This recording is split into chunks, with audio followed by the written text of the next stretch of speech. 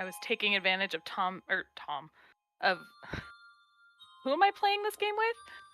Of Konnor being late. So I was getting my snacks, but I wanted to be on time in Discord, even though I wasn't actually here. So hello, everybody. Hello. Oh my goodness, it's been a day. Yeah. Outside of the announcement in the... With Jeremy canceling our game for tomorrow, which I don't know if you've even seen those messages, Varys. I have, yeah. Okay, I figured. Then I was like getting ready and like, okay, I'll go review my notes in a moment, and then I just saw the like, I'm sorry, like preview of your message, and I'm like, yeah, no! Yeah. So glad we're not canceling. Likewise. No one's internet's gonna fuck up. Yeah. We're gonna play this game. I already know Voraktee knows that we're playing, and Connor's just going to be 20 minutes late, which is now only 12 minutes from now, so. Yeah! So everything will work out just fine. But yeah, I feel bad. Oh, Mitchell's deafened. He can't hear me. But I was feeling bad because like my friend Jeremy, Billy, you don't know him, but Jeremy plays in our Sunday game, and he like met a girl from Switzerland, and I've been a little judgmental about it because I don't have a lot of experience with like online dating, and I'm worried about him like getting in a situation that could go wrong. Yeah. So I was being a little judgmental and angry, frankly, about him canceling our game tomorrow. But I ended up like apologizing to him because I'm like, I was being a little judgmental. I'm sorry. I shouldn't make assumptions about someone's character when I don't know them just because they're from a foreign country. So. Oh. Anyway. That's fair. But I'm going to be out of town next weekend. Yeah. And we're not going to get to play. It's also fair to be annoyed that we're not playing and that the plan, like, directly interferes with that. Yeah, it does directly interfere, especially because, and you didn't see this message because you're not in our other group chat, but in our other group chat with that whole friend group, like, he said specifically that he would be back in time for Pathfinder, and then I was like, okay, I approve of everything as long as you're back in time for Pathfinder, and then he canceled. Like, but you said you promised. So it is what it is, and he's kind of our flaky. Yeah, he's one of our flakes. Gotcha. So it makes it a little worse. I don't know. It's easy for me to be, grumpy about missing a session because of a drive to an airport when the airport here is like 20 minutes away. But that's not the case for everyone. I don't know. Hey, we have an airport in Bakersfield that's 20 minutes away. And they went to the other one. Yeah. The one in LA. If it's anything like Minnesota, then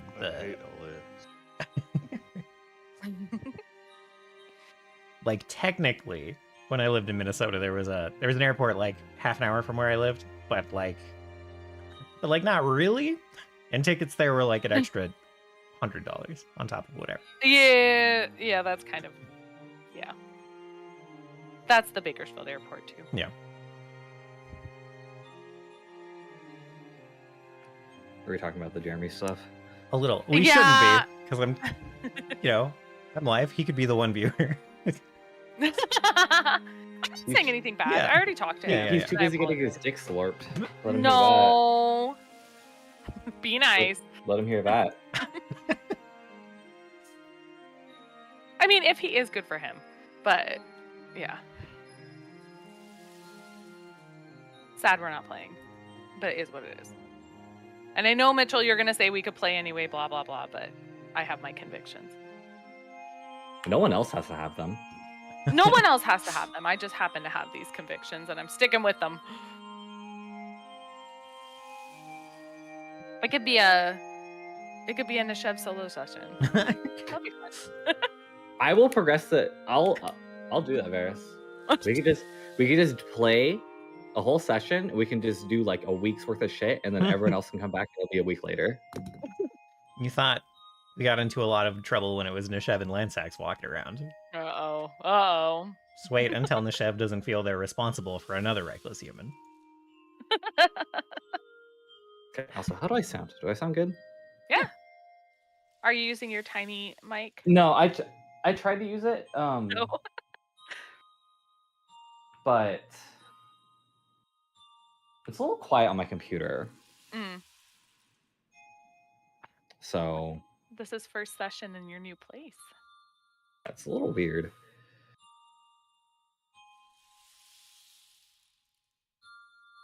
Well, you sound good. Your audio quality is good.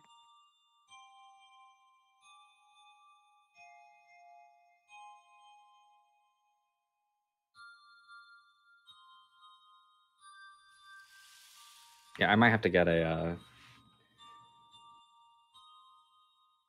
another panel made so I can put it on my left wall.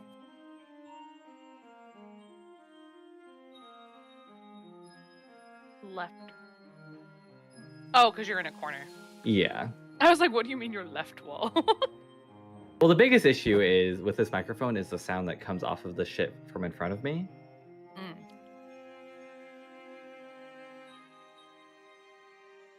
I don't hear anything but your voice right now.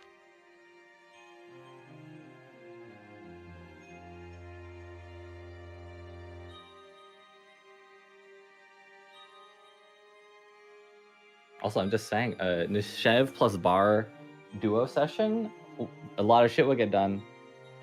It's true, maybe.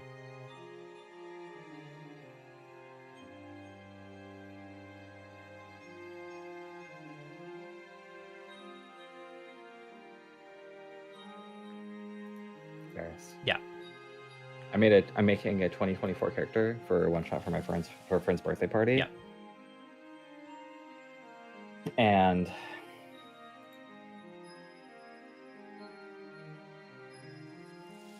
frankly, I still think that 2024 is the biggest ripoff ever. I don't disagree. That's crazy. You're crazy. Love you. I'm probably a little more than crazy, Voraktee. Oh. But it's okay. I accept that. Oh. Yeah, we don't have a diagnosis for you.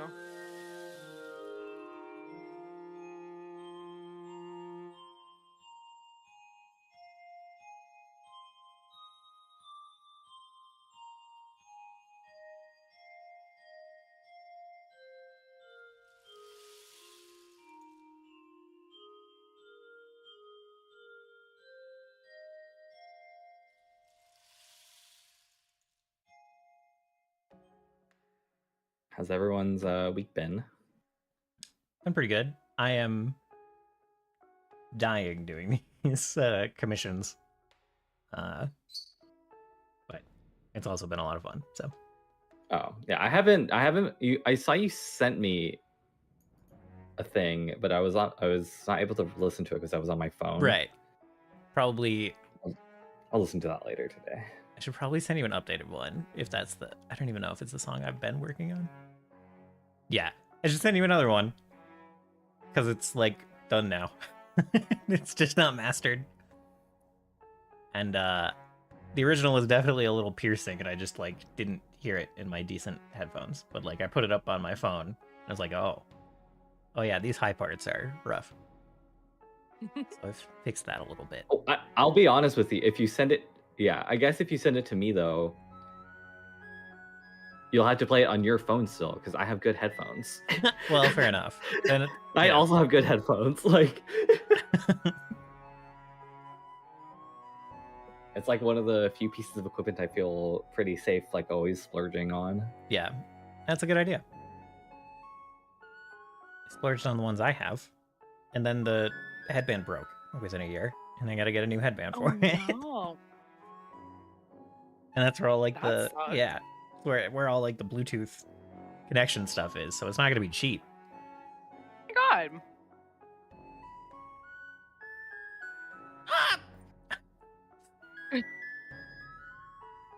Excellent insight. Excellent. Sarah, Yeah. does Elidora like have bless in her prepared spells, or does she just like not do anything other than smite? Not mean, do anything I'm other just than I'm smite. asking. I'm asking. No, she has bless prepared, Okay. but she does do smites a lot. Right. I was asking because I like playing with Bane. Mm. And Yeah, I have bless. okay.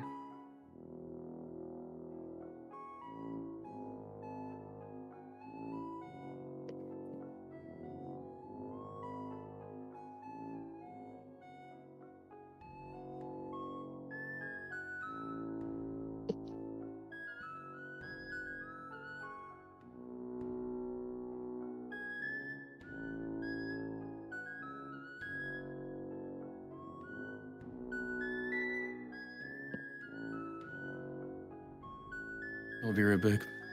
All right.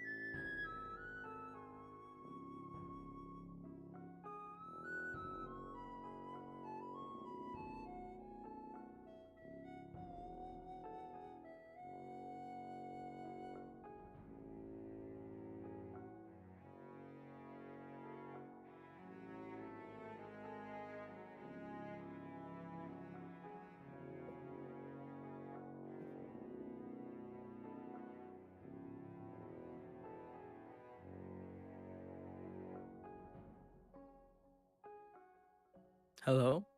Hello. Yay, the gang's all Hello. here. Sorry I'm late. Thank you guys for waiting. Thank you for the picture of your cat. That was really good compensation. I appreciate it. Yeah, I figured I had to give something if I was Yeah. going to be that late. Correct. That was very polite. Thank you.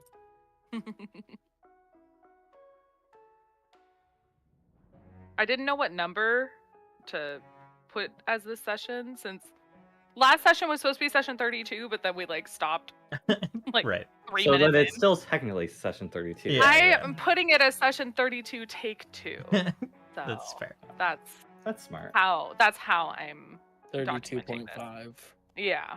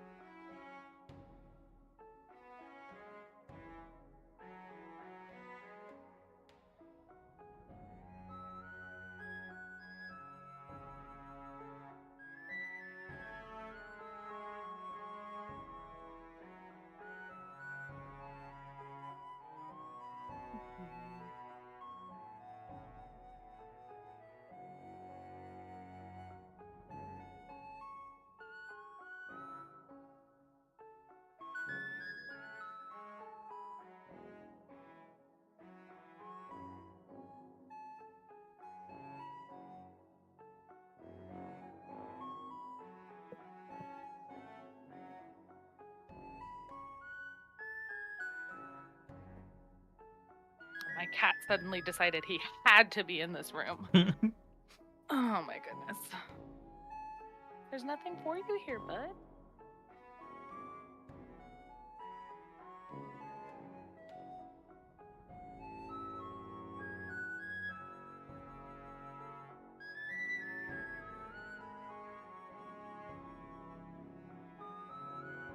That's where you're wrong, though. He said, my stimulation is in here, though. He wants to rub his face on the edge of my laptop and make it so I can't see my screen.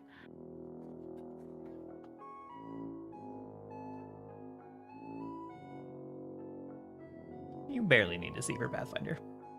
Yeah, you're right. It's fine. See, you have permission, Damien. Oh, you want my shoes. I'm shoes. He's sticking his face in my shoes. Oh. Wow. All right.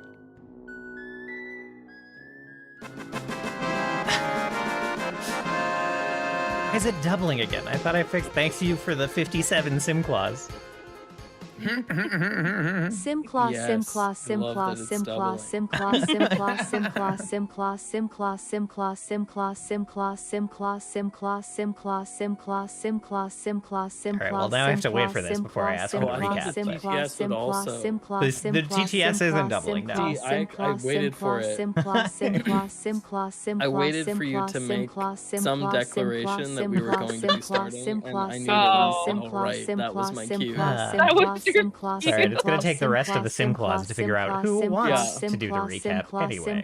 So, The hand happened last time.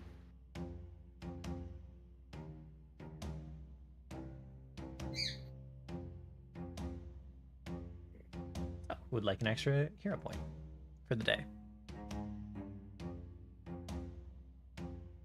I can do it. Excellent, thank you. Well, last session, all that happened was we got a message from Ideas about the huntsman asking after our party, and there's a 6-sided pendant he was wearing or presenting, and Ideas has a sketch of it.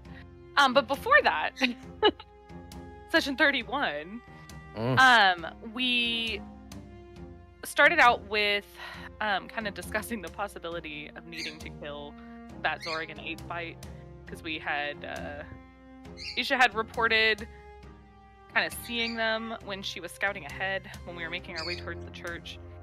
They were Fat Zorg was armored, and Aethbite was wearing a cloak of some kind. And there was a construct that looked really similar to Envoy, but shiny. And they made their way past the church. We kind of followed in the same path, and we decided to check out the church, the temple. And found out that Rura's been commissioning people to restore the temples kind of across this area. And we got a name, Theo Reston of Reston Restoration. We decided to kind of explore the crypt underneath the temple and encountered kind of a plethora of different skeletons and bones and things that seemed like they would knit themselves back together and fight us if we activated their trap card.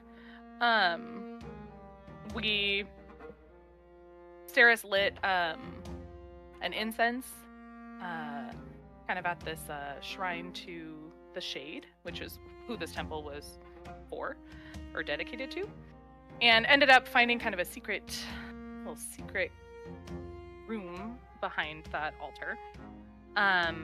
Looted some chests in that room, but did not touch the weapon that was laid kind of ceremoniously on. Can't remember what the statue was of, but there was a statue, and we were kind of like, maybe we'll take it, maybe we won't, and we were worried that taking it would activate the all the bones and skeletons knitting together and fighting us. So we opted not to do that, but we did take the loot in the chest, and then Isha and I spent some time kind of trying to identify it. Yeah, and then that's where we left off. We were making our way out of the temple, kind of continuing to follow along the trail we've been tracking of Fat Zorg and Aethbite and not Envoy, maybe Envoy. And yeah, that's what I got. I don't know if I missed anything. It's been a minute. Well, does anyone have any comments or corrections?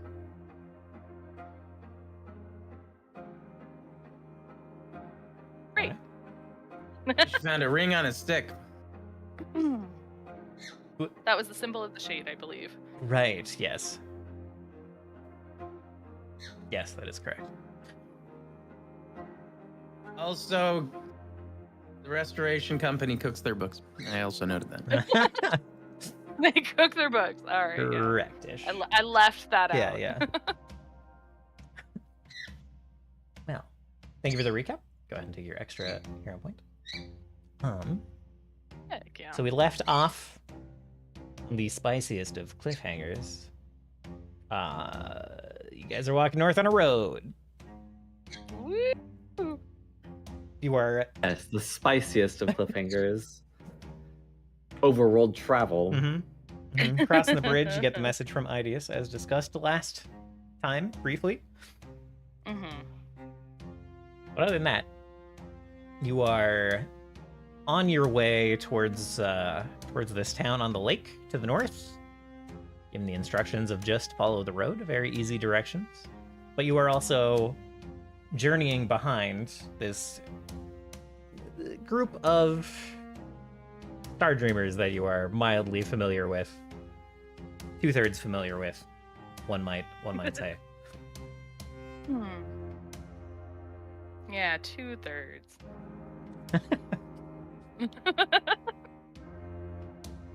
Conspiracies aside. So, what would you guys like to do? What kind of pace are you trying to set? How would you like to journey forth?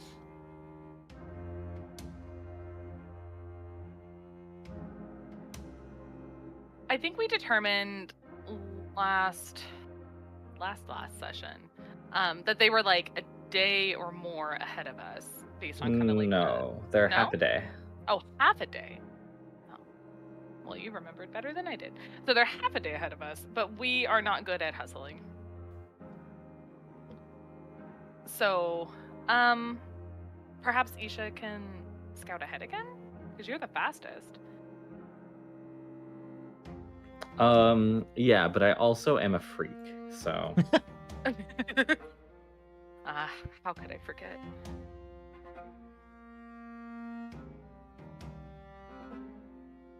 I do actually just think that they're going to this town, and if we arrive half a day after them, it'll be fine. Yeah. As far as I'm concerned. Okay. So I think we'll enlist the help of our expert tracker that is Turkon, and continue to make our way up the road. Okay. Sounds good. So you're just having Turkon kind of make sure that they're staying on the road? What is the goal? What would you like to keep track of? I was imagining that he was tracking any like footprints or signs of like, because we ran into like one of their campsites before, so kind of like keeping that, making sure that we're kind of following behind them and not veering from whatever path they may have taken. Yeah. We can do that. So, Turkon, if you would like to give me a survival check to keep an eye on these tracks as you go. Just in case we want to move fast. You probably don't want to move slow, so that makes sense. You want to keep a pace with these guys at least.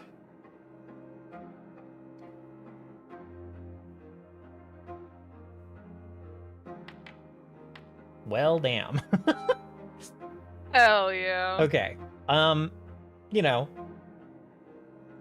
in a typical situation, maybe it would be like a little bit difficult to keep track of like footprints on a decently well-traveled road. At this point, as you head north, like the more north you walk through the day, the more often you kind of see travelers going the other direction. Like, you know, the road gets increasingly ruddy from cartwheels and such. But you're keeping track of like a, you know, minotaur hoof and spider point footprints and like a very, very heavy flat boot print. So they're fairly distinct tracks that you're following, and you just have no trouble. You hardly have to pay attention as you're walking. You just kind of like look down every once in a while and you're like, yep, still on the road. So. And these are fairly fresh tracks that you are following also, so that helps. Despite the somewhat common sprinkles that are happening as you travel. Nothing as strong as the rain you had when you were going through the forest the other day. But there's still like a little bit of a drizzle now and then.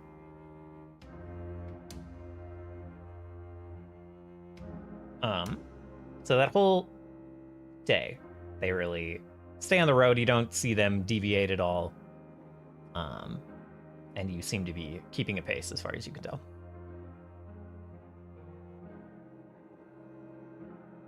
Perfect.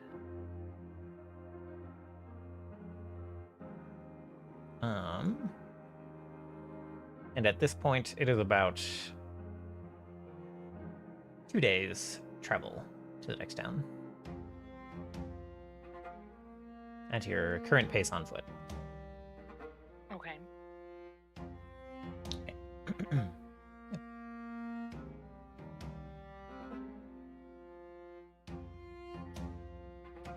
So, you guys go for the whole day. It doesn't sound like you make any efforts to like hustle or extend the day's travel. So you end up making camp. It's really all kind of open grassland around here. So aside, you know, apart from any special considerations you might make while you're making the camp, you're really just kind of camping in the middle of an open field for the most part.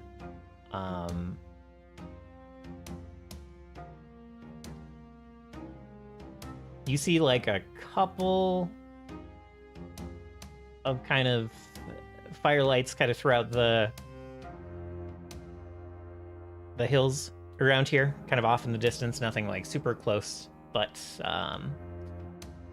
despite the occasional traveler giving you the odd look going in the other direction, you haven't seen like that terribly many people today, but you get the sense that there is plenty of people who just kind of make their homes in these grasslands somewhere.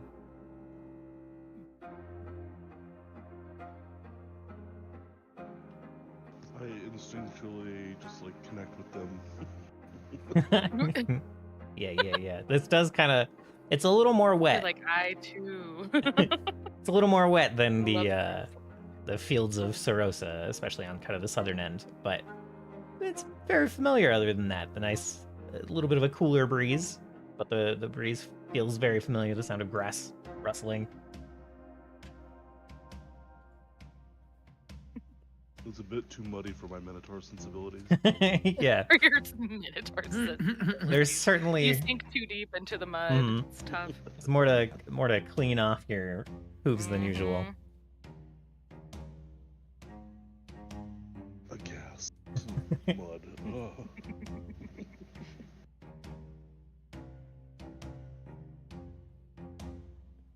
All right. So, how's watch going?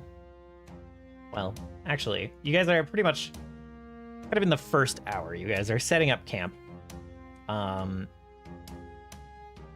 What does camp look like? How close are you guys to the road? What's the procedure here?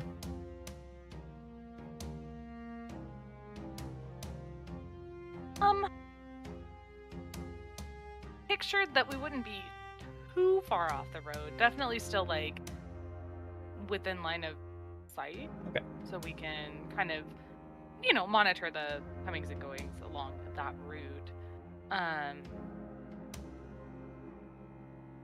And then if it's raining, I imagine that we would set up some kind of tent.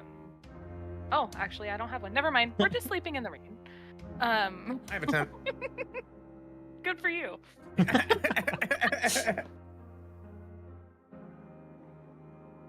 It's okay. Okay. So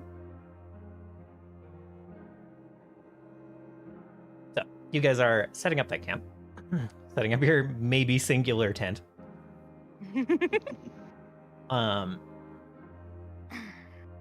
And you hear coming up the road from the direction that you came,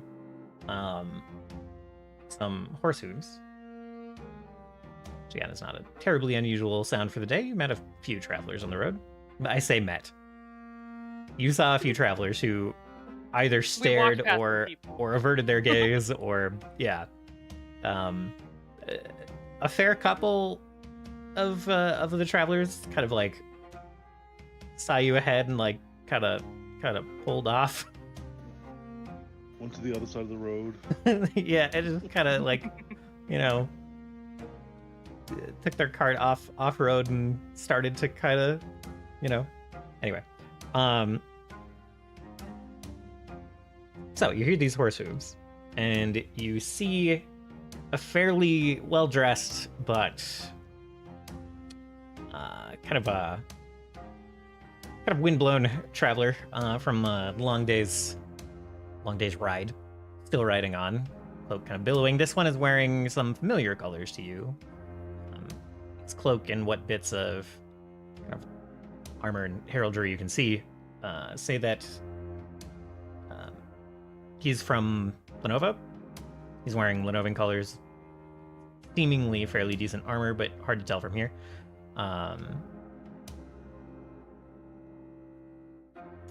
And he is kind of like looking around as he rides.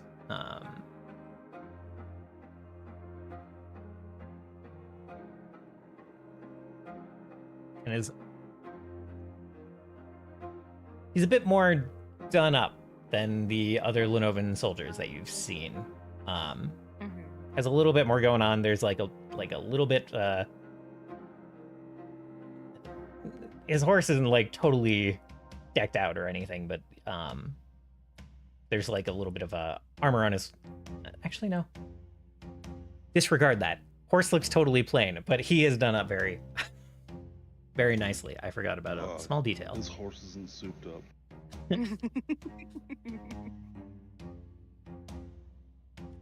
But he's riding along. He's like looking back and forth, eyes kind of lingering on the The firelights in the distance, the little camps and everything. And he kind of like stops his horse along the road a little way from you guys and is kind of just like scanning the landscape.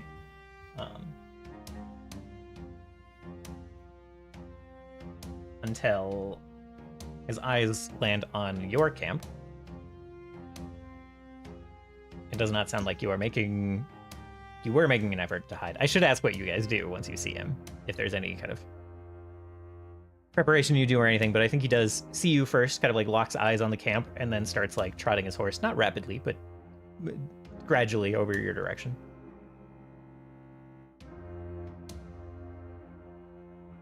I guess I'll stance up and make sure that he doesn't want to cause any trouble with us. Yeah, honestly, I wouldn't be trying to avoid him.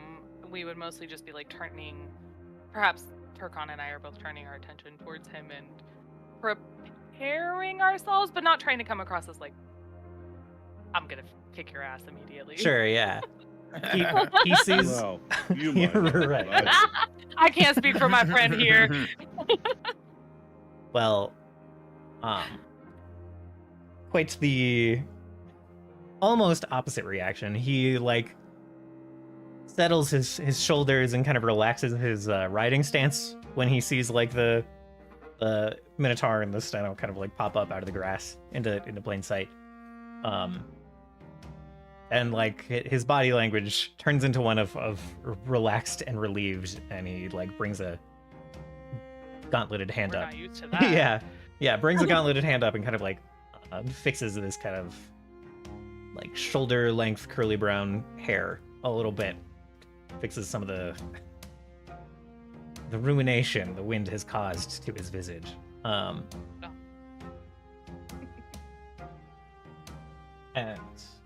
he approaches. Maybe gets like 20, 30 feet away, and then like dismounts his horse, and the horse kind of like he takes a couple of steps away, and the horse kind of like taps its hooves and looks around and doesn't seem terribly well disciplined, weirdly, and he turns, like, says a couple of calming, stern words to it, and it kind of settles down. He turns back and shakes his head and walks up to the group with a breath.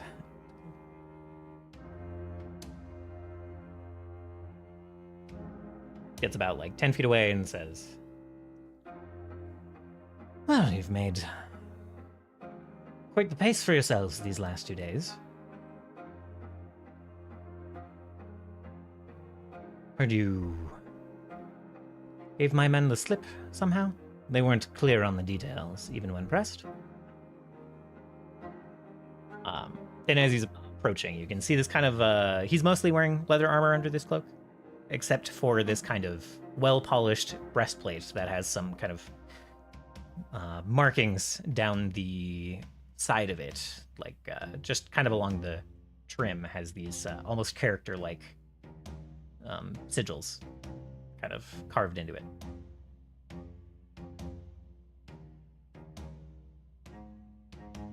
I'm sorry, I didn't mean to interrupt. No, you're fine. I was just trying to remember, because we saw there were some Lenovan guards that were like dead that we encountered. I'm trying to remember when we encountered. I know Isha talked to some, but I don't remember if anyone was with Isha when they had that conversation. Isha told off a couple pair of guards, and basically said, "This is above your pay grade. Go away." And they did. They obliged. Great. Do we know that though? I think Isha shared that. I don't really remember. I think Isha shared that she ran off some guards. Yeah. So, Steris will respond that like we had other things to attend to, but clearly you need something of us. Otherwise, you wouldn't have followed us for 2 days. Well, I have instructions.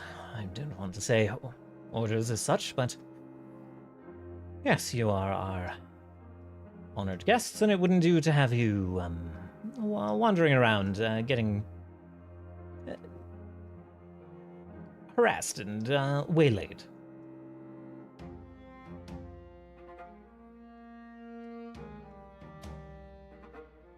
Honored guest, you say? What's the occasion? You question the honored thing, and he kind of like glances off to the side and then back and makes eye contact with you. And it's like, maybe embellishing the situation somewhat, but we were told to keep an eye out for you, help you along as needed. I heard you may be accepting an offer to join our armed forces if things look dire, but I have a feeling there's more to that story that I have not heard myself.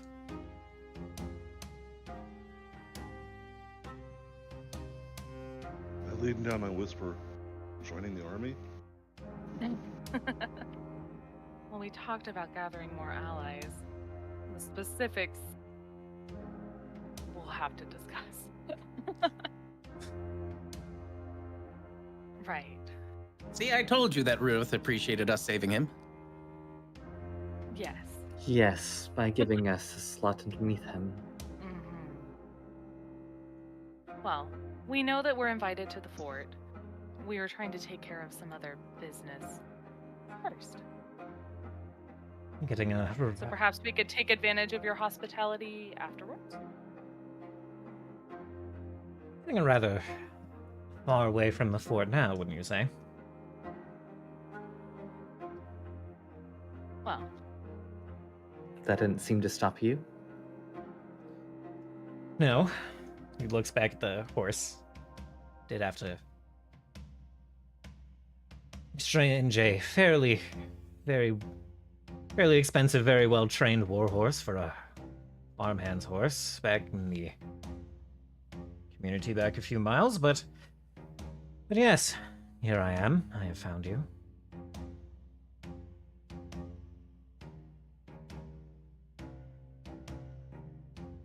that's a pretty high cost to pay. What's with the urgency? We haven't encountered any of the people giving us trouble. It's been quite pleasant, actually, to travel. Is there more to this? I'm happy to hear that our fine lands have treated you well.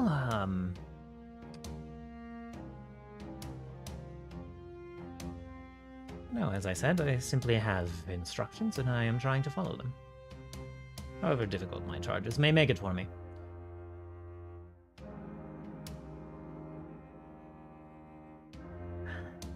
And you will insist not to head back to the fort, I imagine, being 3 days back now. Mm-hmm. Yeah, it looks like it.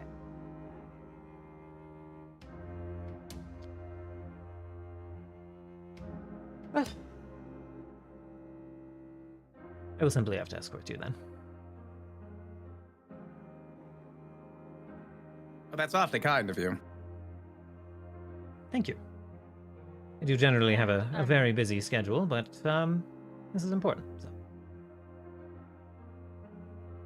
To escort us. Yes. These lands are unusual to you. Would an entourage not be somewhat helpful? We've been doing just fine. And it seems you have a busy schedule you need to get to. You can trust that your honored guests will make it to the fort after we finish what we're dealing with. He kind of gives an amused smile to you, Steris. Like, I believe I can trust that you have no interest in returning to the fort.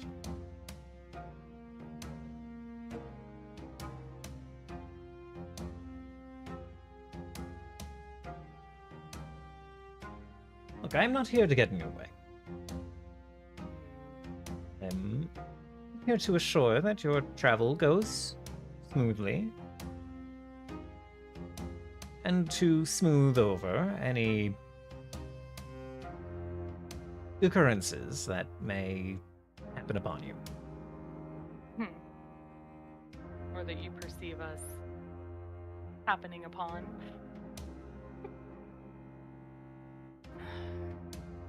Fine. I have an interest in making sure that our people are not disturbed by your travels, but I don't suspect you are in the business of... I don't believe that will be a problem.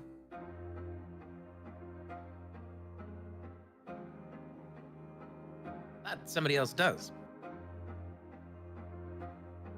No.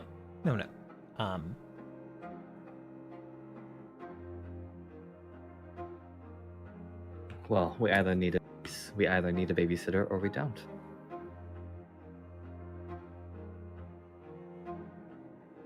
And unfortunately for you,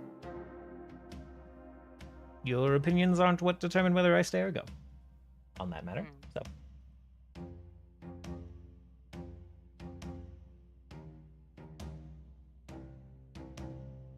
What are your orders exactly?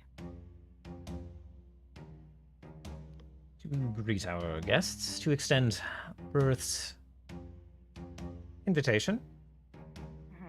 Which you've done. And to see that your Follow travels us around to... until- Sorry, go ahead. Follow us around until we go to the fort, like you want us to. Like I said, I rather don't think we'll be returning to the fort. But if you are intending to venture to Lanover proper, then Tamleok Castle will be good enough for his purposes.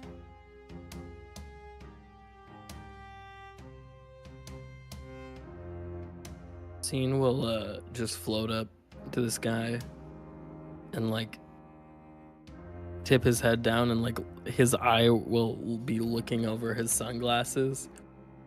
He's gonna be really uncomfortably close. He's gonna be like, be honest, are you just lonely? He crooks an eyebrow and then like kind of slowly grins, and he's like, at the fort perhaps.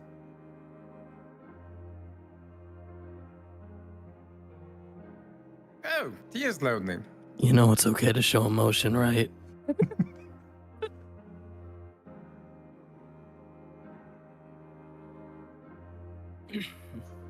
Are you here to teach me how to be in touch with my feelings? That's fantastic.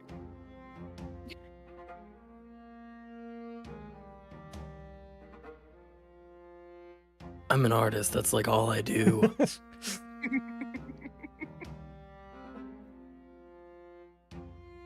Well, that's a wonderful calling. I think we'll get along just fine.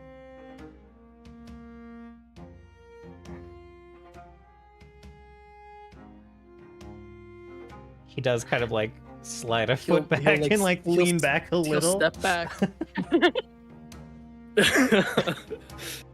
The scene will keep staring, but he'll go back a little bit, and he'll like untilt his head, so like the sunglasses are now like covering his a part of his pupil again. Just right over the pupil, Yeah. It's actually just like a sun monocle that just covers the entire. Oh my god. The entire eyeball. Oh man. Which of Ruith's mighty guards is with us now? Yeah, does Since her you babysitter have have a name? no intention of leaving, it is... Well, as my compatriot said, we should share names. I believe I already know most of yours, but introductions would do well.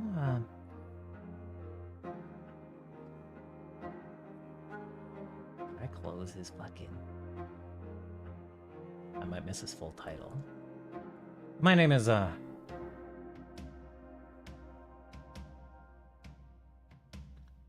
name is Ogwin. Oh, we get to play the game.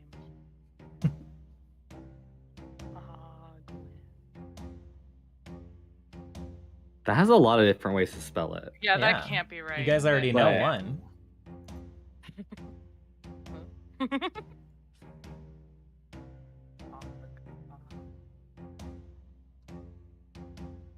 Oh.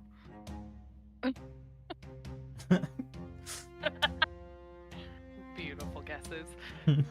I'm going crazy with the double ends there. You gotta go crazy with the double in. Yeah, I'm going a little crazy with the double ends, but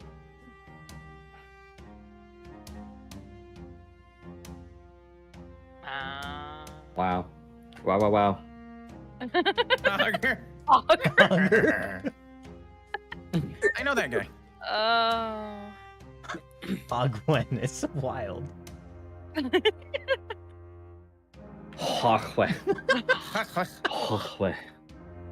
Oh. All right. Well, you haven't asked him how he spells it, but No, it's okay. We don't need to assume that. Quite frankly, it's a miracle that I think most characters can read and write. So We should be encountering a lot more illiterate people. yeah, that's the way I feel about it. People are too smart. Oh.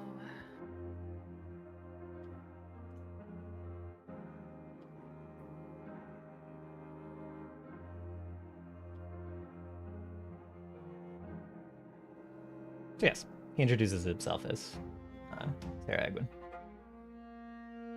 Sarah. Sarah. Is that a title or a first name? Yeah. Probably both. Both. Yeah, I mean, correct. Well, maybe not. Maybe not both.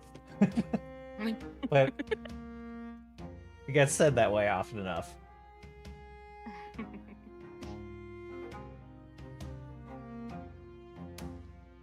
What the sorry.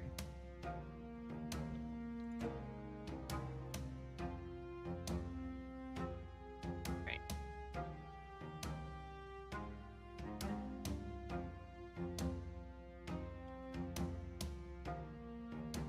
So,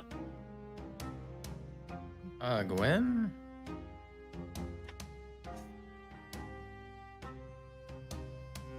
Well, perhaps we could take advantage of our newest edition and he can take first watch so the rest of us can rest.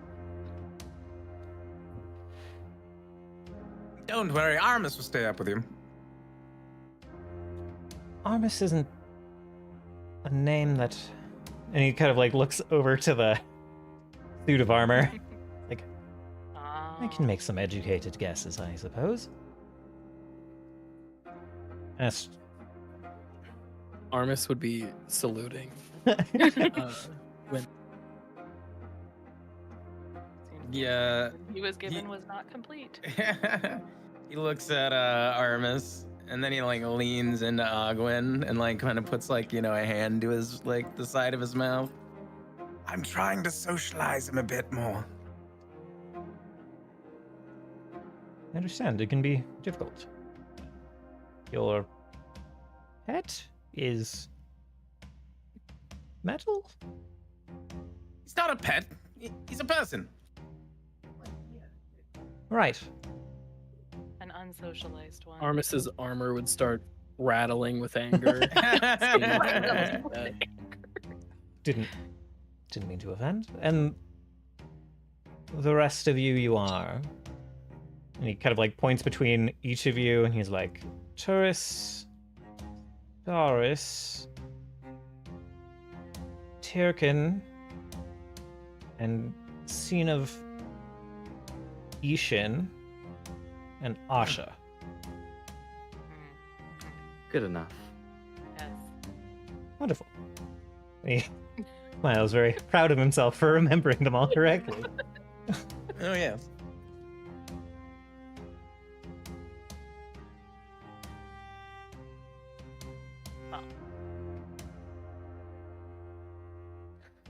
And yes, I can take the first watch, I suppose. Excellent. It looks over at quote-unquote his horse and then back down the road. It's like, made it rather farther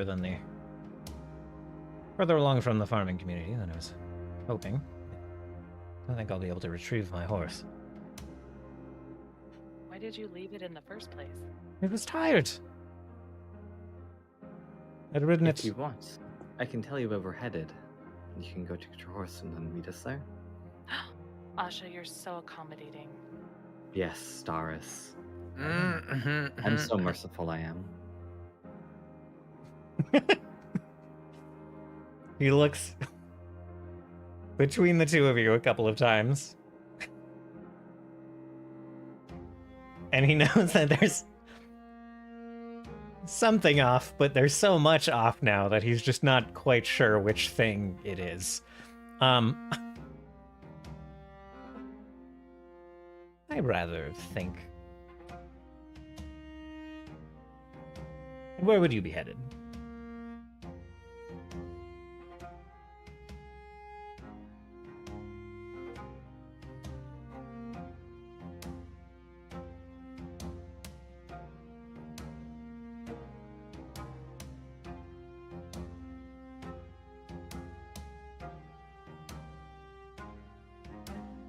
I kind of.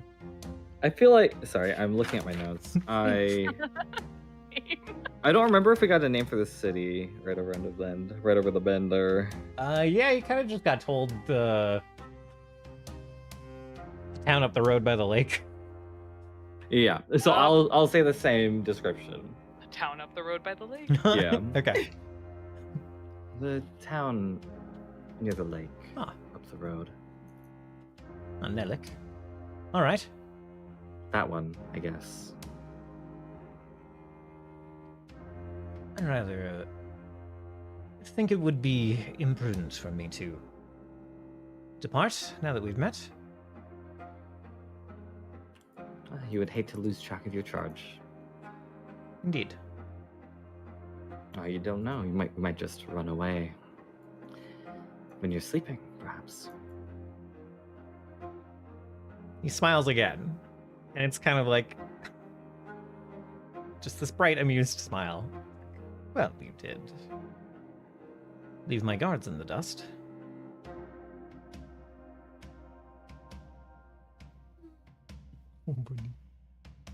I believe they left of their own accord, actually. Of course, of course. You have your own agenda. I don't want you to have to worry about meeting up with me down the road. Waiting up anywhere.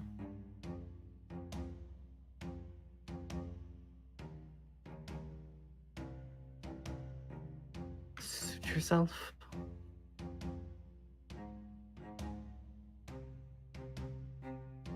And I don't imagine that you are trying particularly hard to convince him to take this course of action.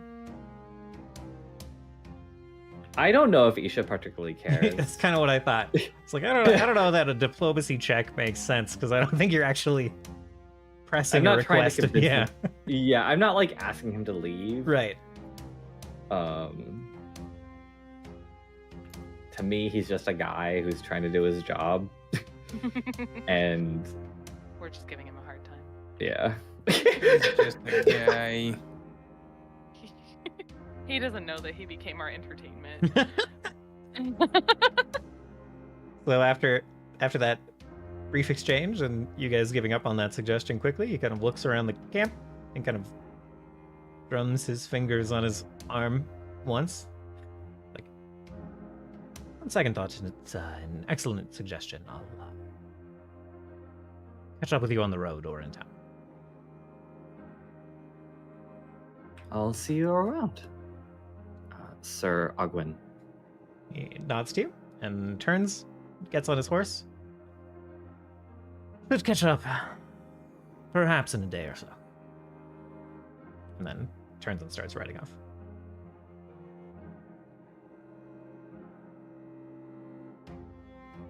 Well, that was bizarre. Well, he probably doesn't know what it's like to sleep underneath the moon. A pleasant fellow.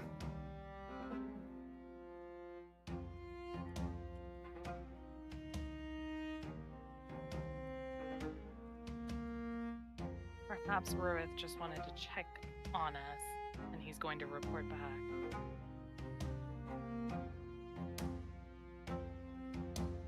That seems likely. I don't see why it particularly matters. Ruith knows all of our names, and if he wanted, he could just simply scry upon us.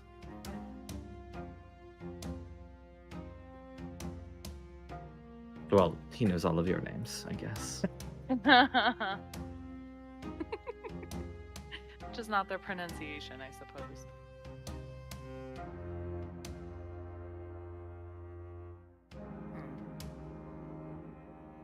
Well, I do think that he just forgot to take his missive out of his warhorse's pack.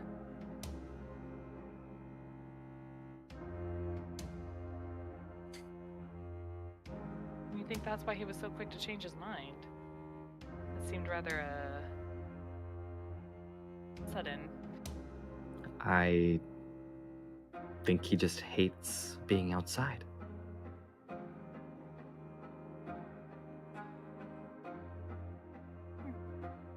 Oh, I don't know. He wasn't in too dour of spirits. It's different when you're traveling. It is perhaps easier if I explain that being still when the weather is in such a way that it is worse to just simply exist.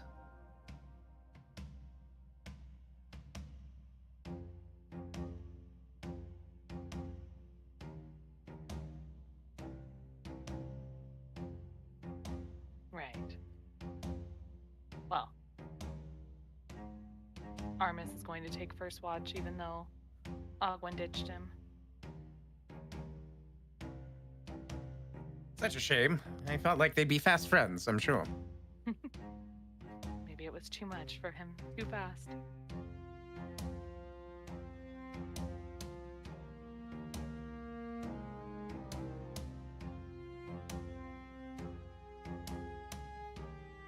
Yes, perhaps so. All right. So who was taking first watch? Sorry. Armis. Okay. Armis. That makes sense. Totally What? fine. Totally fine. I can take the last watch. Okay. Yeah, and I'll do the middle watch. Thank you, Asha. All right.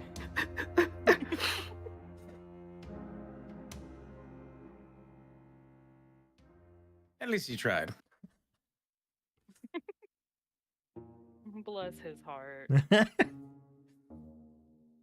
Okay. He hung out with us for less than 10 minutes and ran. Got scared. Had to leave. Can't deal with this. So, can I get a perception check from Armis, and then undisclosed second watch, And undisclosed then third Asha? watch? Yes, Asha. And then Staris. Okay. Yes. Yes.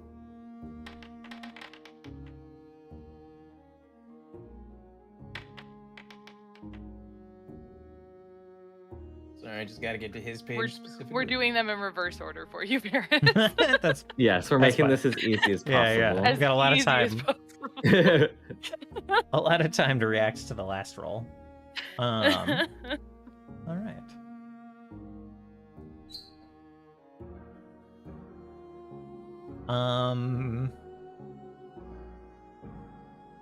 Okay.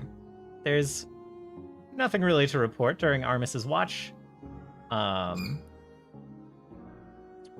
Isha, during your watch, you guys are, the road kind of traces the forest, but doesn't kind of dip into it.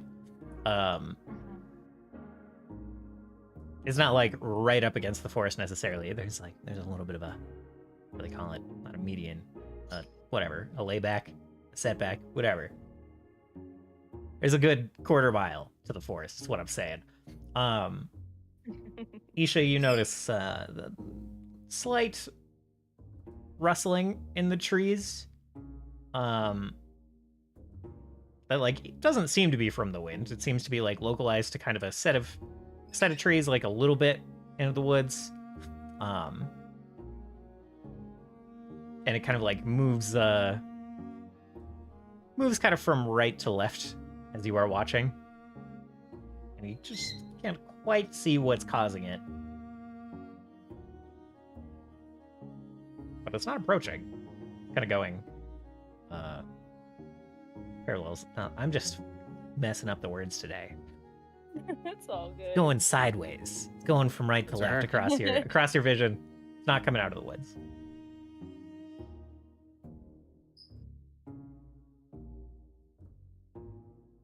It would be funny to fireball so I could see. That would be funny. I was like, do I just have like a light spell? Nope, all I have is nukes, unfortunately. And something was moving in the forest. I had to fireball it.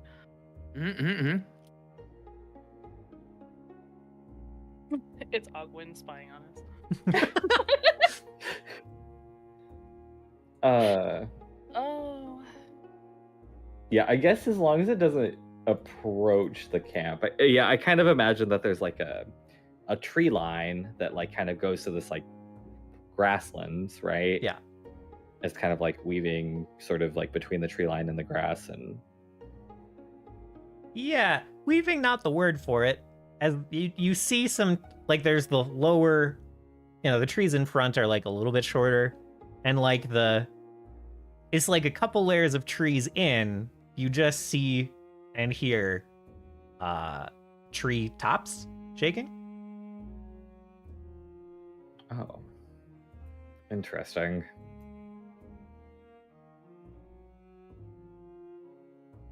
In just a very like slow moving wave. Okay.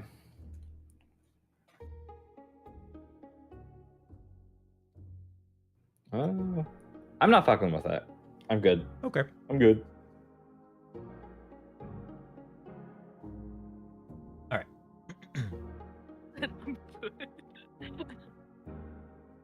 Steris, you see nothing nearly as eventful on your watch. Oh, great. Your watch is that. quiet, gets a little bit misty. The sun starts to kind of come up, and there's a little bit of a fog, especially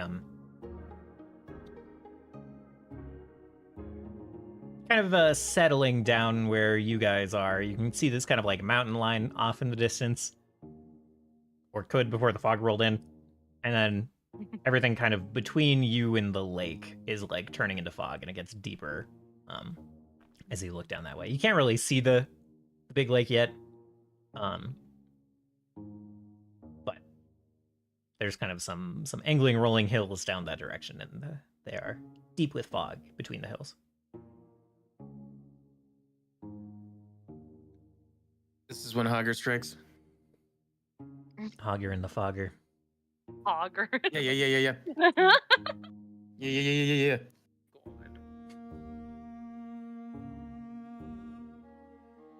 So, after your watch, everyone starts to kind of wake up and get themselves together.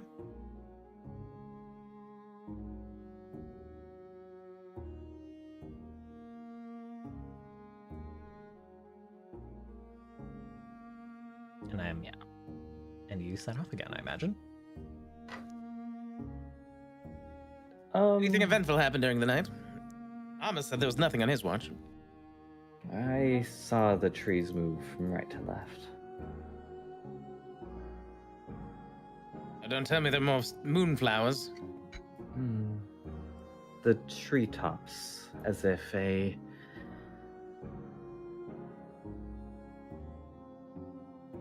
if something was moving between them, as it were. Something large. To move the treetops, certainly. How bizarre.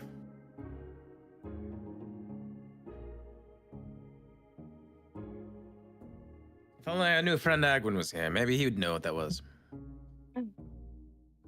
I can think about myths and legends and see if such a creature might reveal itself to me. Perhaps a colossal reptile of some sort. Or perhaps a giant deer. Oh dear.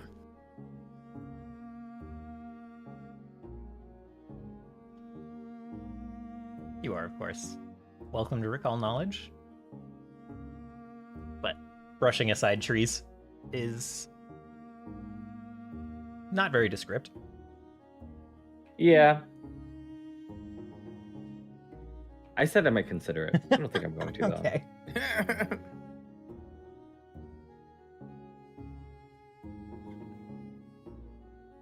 It didn't attack me, so whatever it was, I'm cool. We're cool. Honestly, yeah, as We're long as it cool. didn't approach us, we're cool.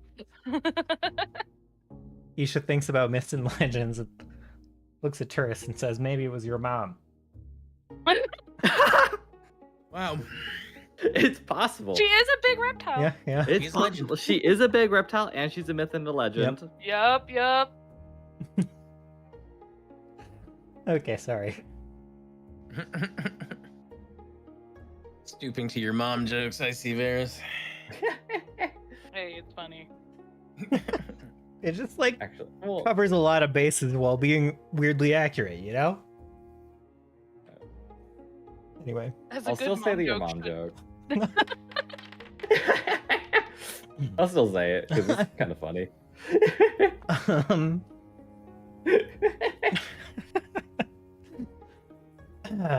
Yeah, I mean, like a Naga would certainly push those trees around, you know. Anything to make this your mom joke work, huh? like a really most large creatures would not large, sorry. Most creatures bigger than a large size might shove treetops around as they move through a dense forest. Especially the trees here are not like giga big, so you know, really most things like huge size or up would do it. Ooh. Oh, so your mom actually. Your mom's so huge. She moves the tree. Your mom's so huge, she would move those trees around just by walking through them. Oh, Yo, mama. That's a fireball. man. Oh, good. Voraktee said, take that back. Point of fact, Oh. Nagas don't walk. Oh my god. They do They slither, do slither. and they would move them around like that. Yeah. Yeah, they do move from left to right. They always move from left to right. Mhm. Yeah. You never catch a Naga moving right to left. Yeah. Okay. So those considerations aside, I suppose you continue north on the road? Yes. Okay. Same kind of game plan. You are keeping a regular pace, heading to the town? Yes. I don't think we're trying to hustle, Okay. personally. We're gonna catch up to them when we catch up to them. And we'll see if our babysitter comes back. Okay.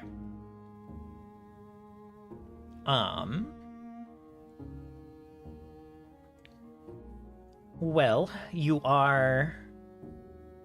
Yeah, you start heading north. It's really quite the... I have forgotten... Oh, I only have to do this once. Okay.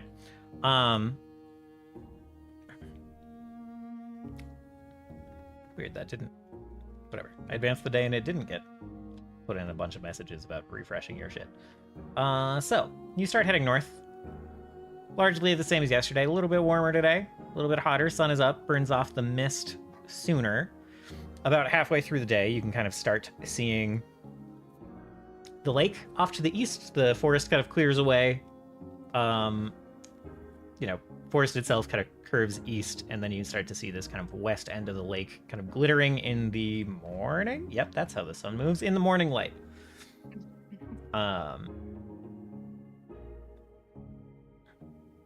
And just, like, if you squint real hard, you can see, kind of a bit of this town off in the distance across the lake. Just, like, basically a kind of blocky blob on the horizon with, like, a little bit of a tower poking up from it. But it's just, like, barely visible. you keep heading north. At about maybe getting on towards afternoon, closer to evening, a couple hours away from like ending your usual travel. Turkon, you see the footsteps right when the road starts kind of curving east. The footsteps that you were keeping track of, you kind of notice, like, you've had 2 days of this. You're kind of just like looking down every once in a while to like find the familiar tracks that you're looking for. And then one time you do that and they're just not there. The tracks are no longer there as this road starts kind of curving east, and you double back a little bit. And you find the spot where they step off of the road and just continue heading kind of northward. Kind of straight north as much as possible. Did the creep... Oh, go ahead. Do we want to keep going north then, or do we want to go to the town? Well, we have to go where we told Ogwin we're going. No, we're gonna keep following them. It would be nice to requisition the orders to confirm that it is in fact the orders of Rurith to refurbish the churches.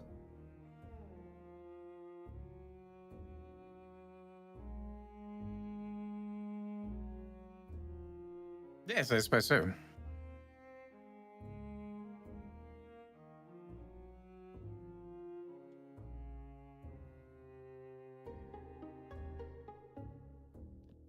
Isn't catching up to Bat Zorg and 8th Bite more time sensitive than that?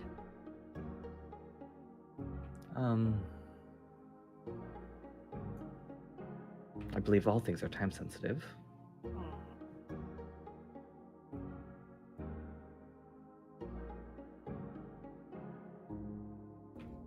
We risk losing their trail if we deviate. We risk losing their trail if we don't hustle as well.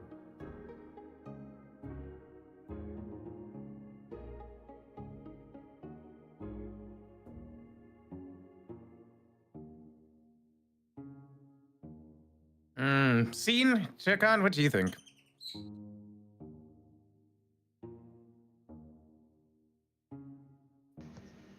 Always down for a fight.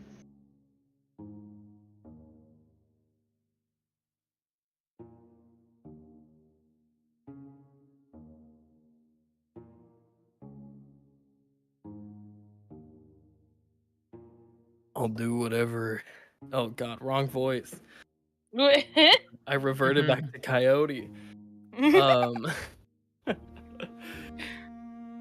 Scene will just agree and say he'll do whatever is necessary. Great. So Asha and I are the ones arguing again. Isn't that how it always is? Yes. Yes, it is.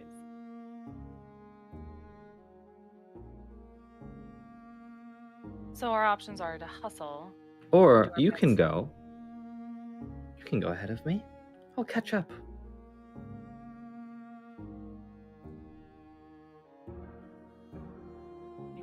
I think splitting up in a foreign land is a poor idea. We did it before with no issue. This land is not super foreign to me.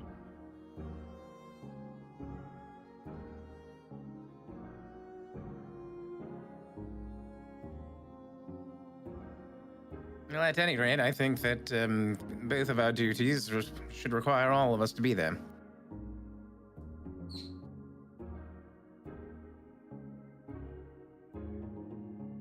I think Isha's more than capable of catching up with us if she wants to make a pit stop to double check the orders given by Rurith. But I think following Bat Zorg and 8th Bite is more pressing.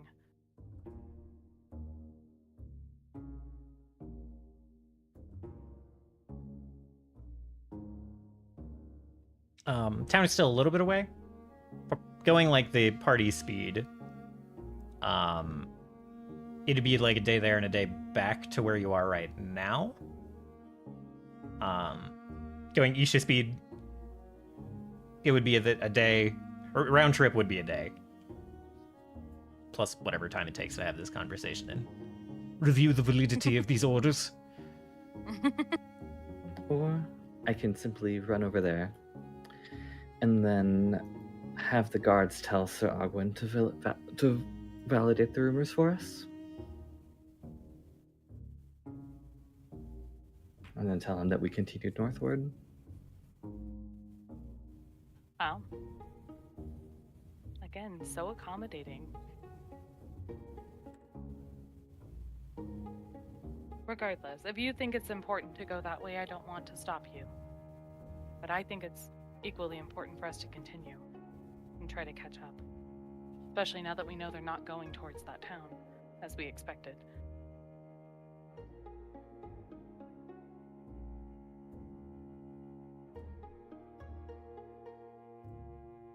Well, I can simply see you in a day. It's no problem.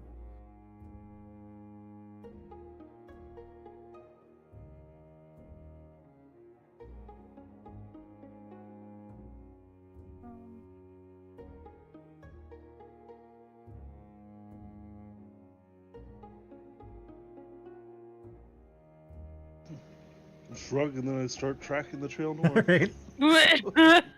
So, Turgon's like, we're done talking now. plain English, plan is to keep tracking them, not try to catch up to them. Isha runs to the town and back, and then follows you guys and catches up. Mm-hmm. Okay. Okay. Well, we are... Are we... Let's see. I had wanted for the party going after Badzorik and Eighth Bite to try to catch up, but perhaps we can time it so we're not hustling until Isha's with us. Yeah, that's reasonable. Especially if Turgon can keep doing his quick tracking thing. And it doesn't seem like these folks have tried terribly hard to cover their trail. Mm-hmm. If you can manage to keep up that check, then yeah, you guys will kind of stay hot on their heels without too much trouble. Okay.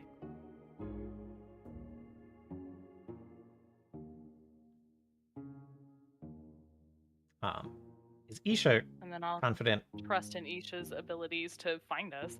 Yeah, is Isha confident in her ability to track your tracks north after getting back here?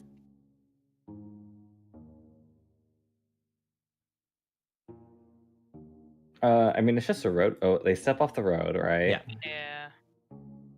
They're heading straight north. You see forest in the direction that they're heading, at kind of the foot of the mountain range.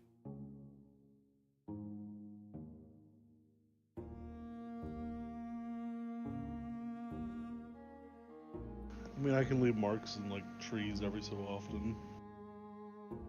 That is smart, and that'll do it. That'll help.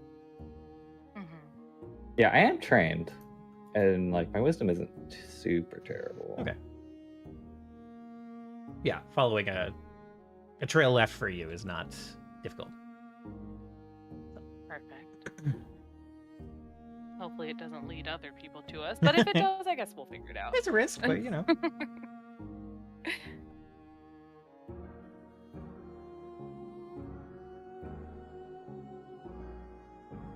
Well, best of luck, Isha. Though I doubt you need it. Yeah, Isha just starts walking away. Okay. And exactly, yes. All right. So you guys start going north. Like I said, this is kind of off towards the usual like last couple hours of travel for you guys anyway.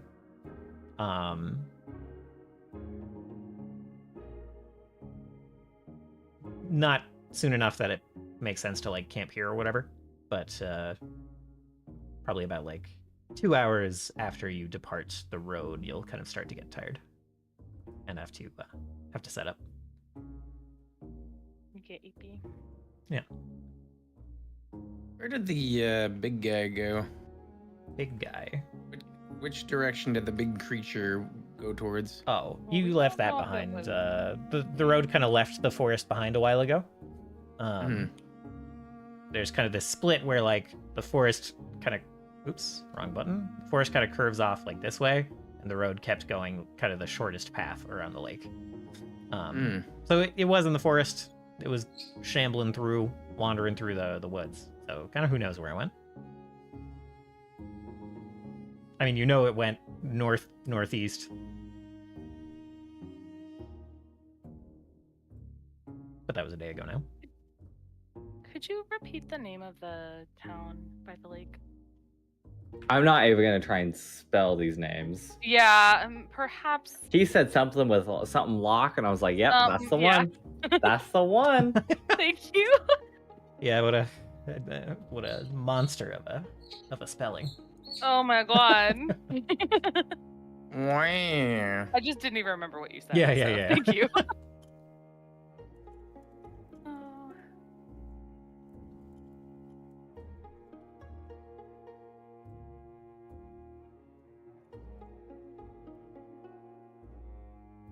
Okay.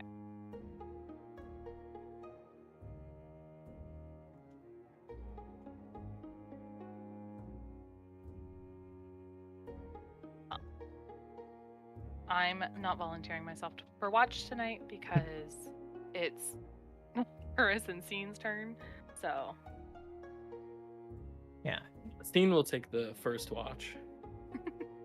And Trills will take the second. All right.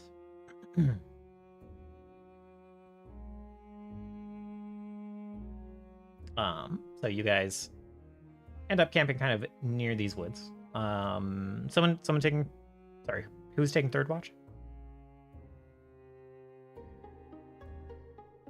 Isha. I shall. No, Isha's not with us. Okay. I was like, it was Scene, Turris, Turkon, because Steris is already asleep. All right. If you guys want to roll perception checks through all of those. Meanwhile, Isha, you are headed east. Yeah, I will. I guess I'll hustle till I get fatigued. Okay. Yeah, go ahead and give me that check. What is it? Fortitude? Is it fortitude? Second guessing myself. I don't remember.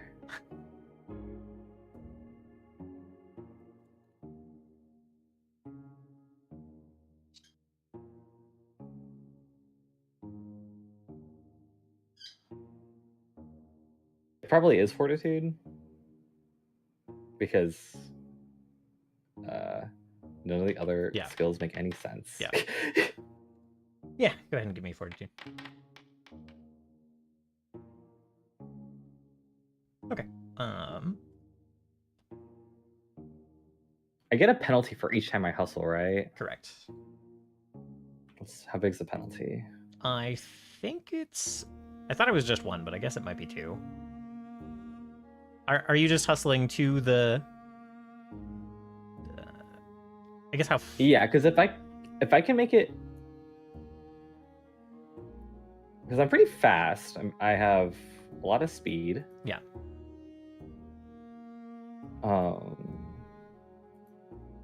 If you can give me one. Yeah, you're like already twice as fast as the party.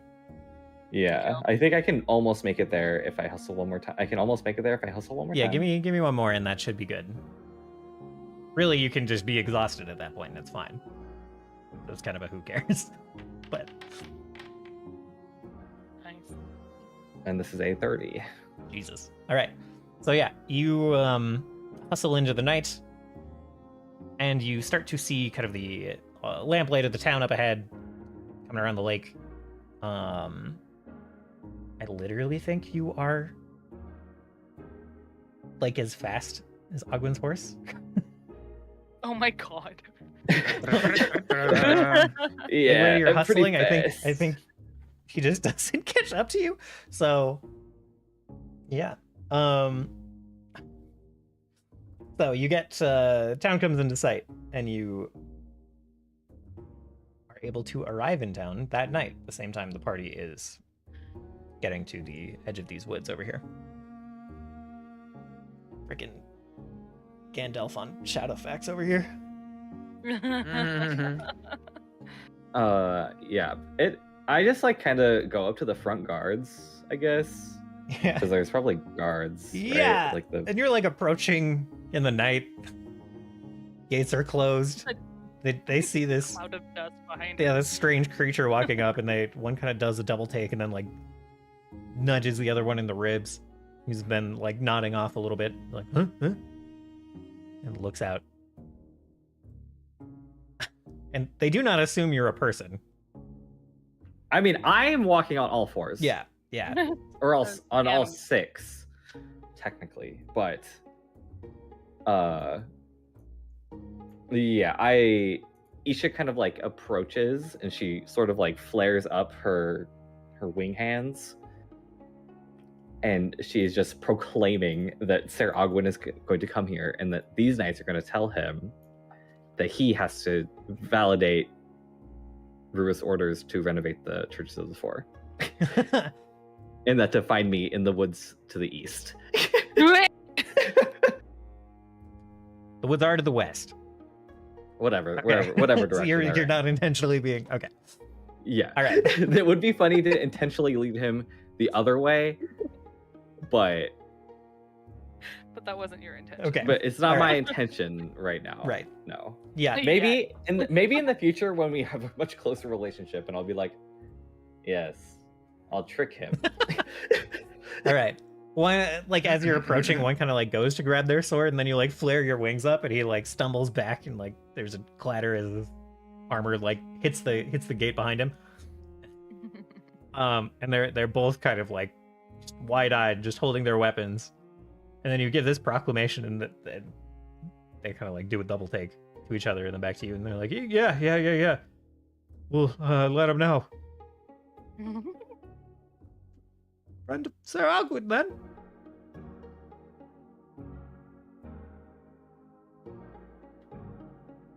Yeah, and then I retreat to somewhere. Just like a creature in the night giving this order. As if you're a friend and you just silently retreat. Just turn and go up. The skin of your guard like just slides to the ground. Fuck was that? And then we'll switch back to the party. My job here is done. You're gonna be a didn't new do anything. urban legend and What part is of called? it. What was that? What was that, Turkon? I was saying I he's just think gonna we be a just new lo- urban legend. He's back. Oh shoot. Oh, Sorry, guys, my internet just gave out for a sec. Gotcha. jeez. But I'm back. Welcome back. Welcome back. Let's see. Sorry. So what happened on my watch? We hadn't covered it yet. Nothing yet. But nothing. Okay. um. Because of my watchful eye. Yeah, you're so watchful and not at all failed your deception or your perception check. No, not at all. With an eye that big, how could I? Honestly, you basically have 360-degree vision. Yeah, pretty Mhm, much. mhm.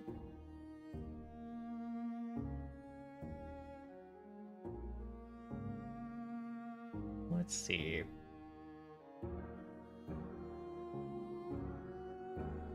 Okay, it was Turkon first. Scene third? Well, no, I was third. Turkon was third. Okay. Yeah.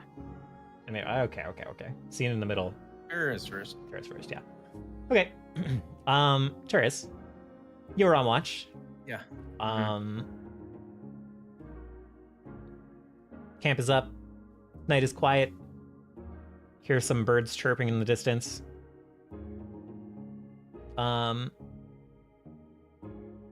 There's a little bit of like a rustling in the grass, kind of coming from the direction of the forest. You can kind of see this patch of grass pushed out of the way, as something kind of meanders through. Did you guys cook any food or anything? How do you guys just like eat trail rations? What's the eating procedure here? What is the eating procedure here? I Something had we've never always talked about. imagined Steris being like strictly rations. I am eating for fuel, not enjoyment. But I don't know if any of you are a cook. Depressed rations for Turkon. Despite being a little bit of a gourmand, this Turkon guy is also a utility eater. Yes. He's adaptable to his environment, truly. Would cooking be under crafting? Yeah, I suppose it would be a particular type of crafting. Unless you're on like Hell's Kitchen or something, and then it's performance. I bet tourists would be down to like cook some food for people, make a big old pot of stew or something. Okay. It's brick and mortar soup. You better not eye the herbs on my Dryad's gift for your cooking. Need more spices. Oh, now I'm curious if like tourists go super spicy for food. You have, If like, it's a novel experience, then yeah. Curious. Yes. All that aside, so sounds like you have perhaps put together like a stew this evening for the group to why not to graze at. Okay. In that case, then this rustling kind of comes up close to the edge of camp, and you see this kind of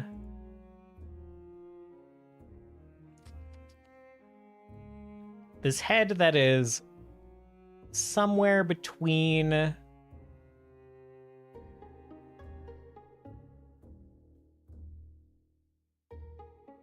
of like a somewhere between like a rodent and a cat. More cat-like, I suppose. Kind of like a lynx head. Kind of pops through the grass and like kind of paws a little bit out of the grass and kind of like looks at you. Kind of like looks over at the stew. And then just heads into camp on not 4 legs, but 8. Oh. And this creature isn't like super big. They're only like 3 feet long. Kind of a bushy tail that's like as long as half their body. Fairly sharp claws on each of its 8 legs. And it just pads into the camp, completely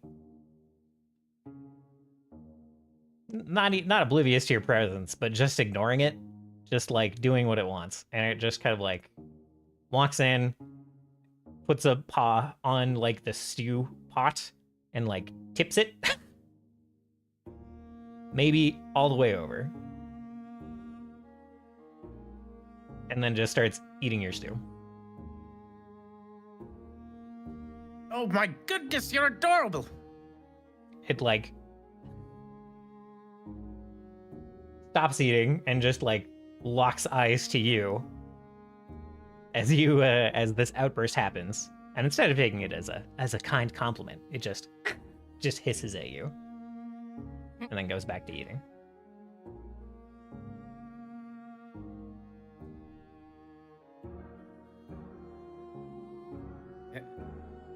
Amos, take a look at this thing.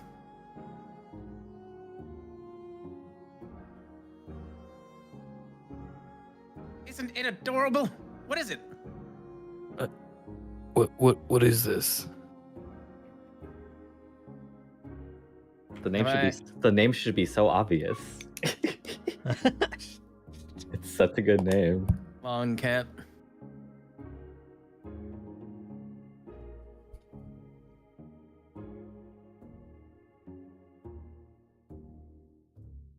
Would Armis know something that Turris doesn't No. Good question. Good philosophical question. You can roll recall knowledge wherever you like if you'd like to.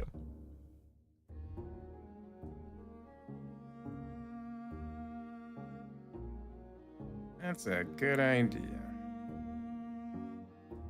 Let's see. Recall knowledge.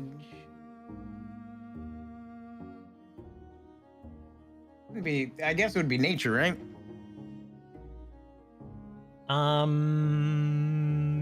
Yeah. Yep.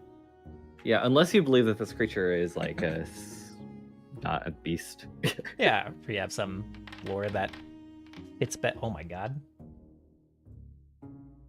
Wow. You know that this thing is called I was probably just going to pronounce this wrong. I probably still am. But it's called an Voraktee. Or Voraktee. Voraktee. Yeah. Kind of a very vicious predator. That claims like a mile-wide area is hunting territory, prone to fits of rage a little bit. Nope. When poked. Pretty happy to, as other predators might gnaw on bones, to kind of like clean its teeth and just get stimulation and entertainment. This creature is happy to do so with metal. Oh.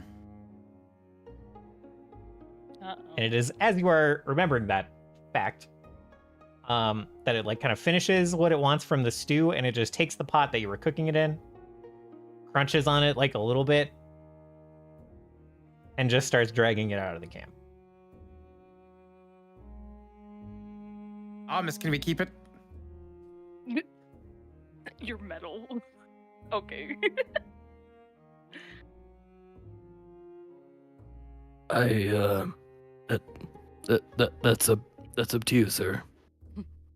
Oh yes, of course you're right. And like pull out like maybe a little piece of meat that I used for the stew, like a larger chunk of it, and kind of hold it up towards the Voraktee.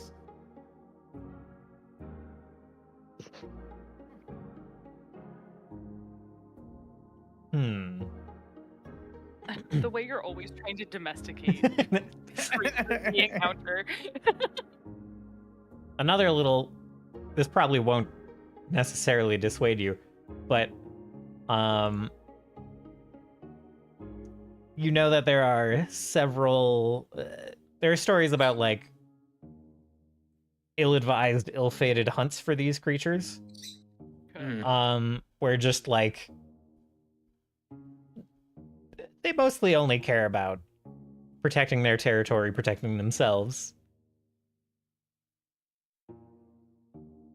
But like these hunting parties come back with like someone, like one person has died, someone's lost an arm. You know, very, very vicious, rather strong. Surprisingly so for a 3-foot-long creature. AKA it's a level 9 creature. But Sheesh. We can find it. You're like a day away from us. You like to take it. I believe in you. Oh, thank you. Believe you can roll me in the you that the me believes in.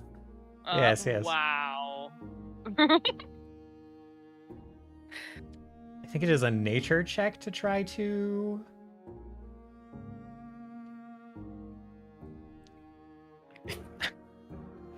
treat with an animal. It's made even like worse because the penalty, like, it's crazy. Yeah, it should just be nature or diplomacy, if that one is technically higher. Yeah.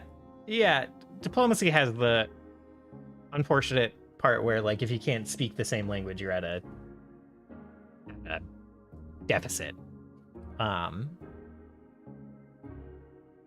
So it's up to you. I mean, he's untrained in nature. Ah, right. So diplomacy is definitely better. I feel like I can put on a friendly demeanor. Yeah. You're gonna the creature. Oh no.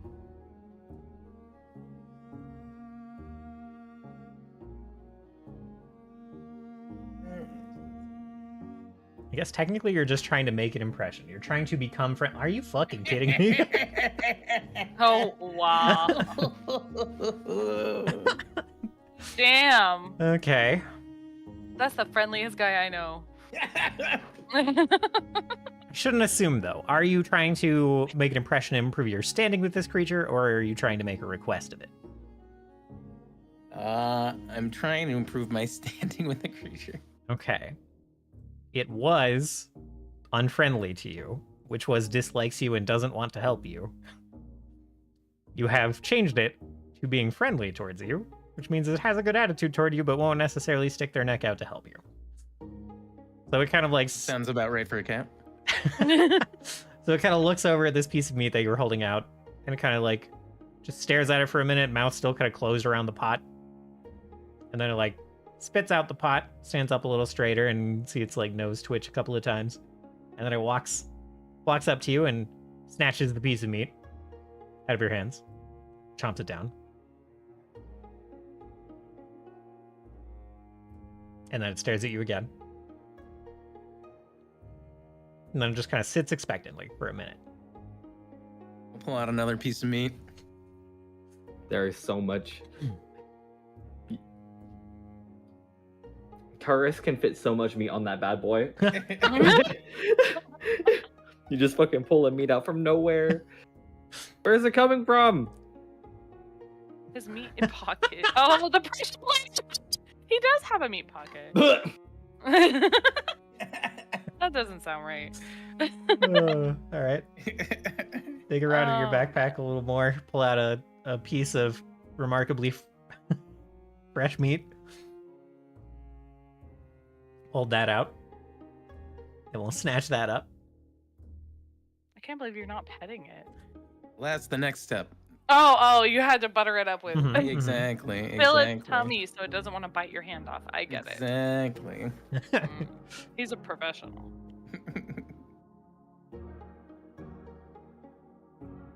Yeah, and then after it eats that one, then I'll cautiously try to reach out and pet it. Okay. All right. Go ahead and make another diplomacy check.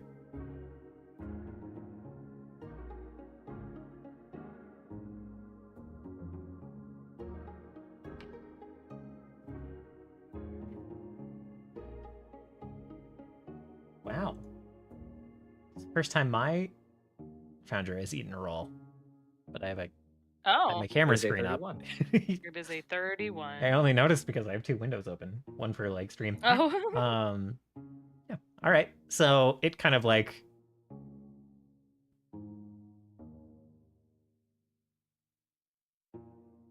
flinches a little bit at the petting at first because this is a wild animal. But kind of like there's like a low growl for a moment, and then it settles down, and then it accepts the pets, goes back into like a comfortable sitting position. And it is now helpful toward you. Let's go. It is willing to help you and responds favorably to your request. But is still a wild animal. Not for long. Not for long. Oh my goodness.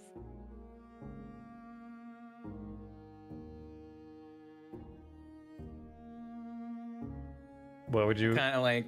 Go ahead. Carousing, kind of satisfied, kind of like get into a comfortable sitting position and like kind of lean back against his tent or whatever and just kind of like chill for the rest of the night and keep petting this thing. Okay.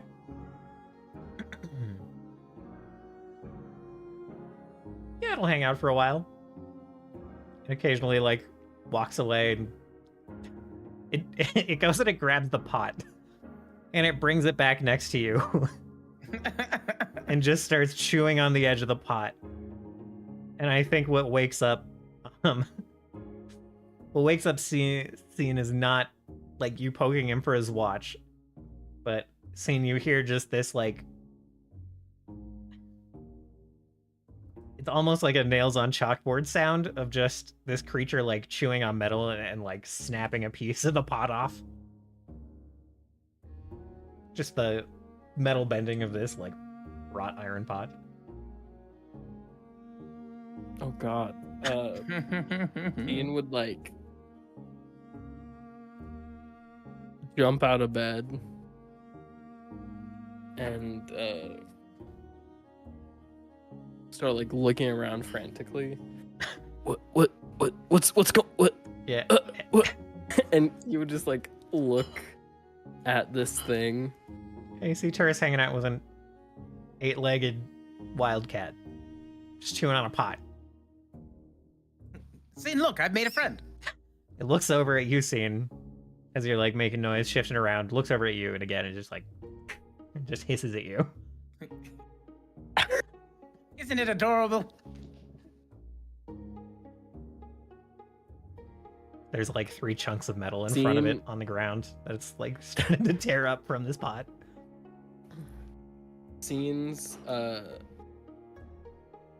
hand tentacle things would just like start rubbing his eye vigorously, being like, this has to be a dream, or I have to be like man, Armis is looking real weird right now.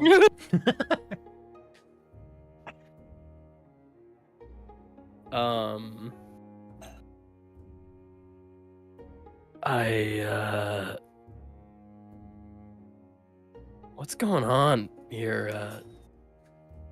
What? Huh? Oh, this cat wandered into camp and was hungry, so I fed it, and now we're friends.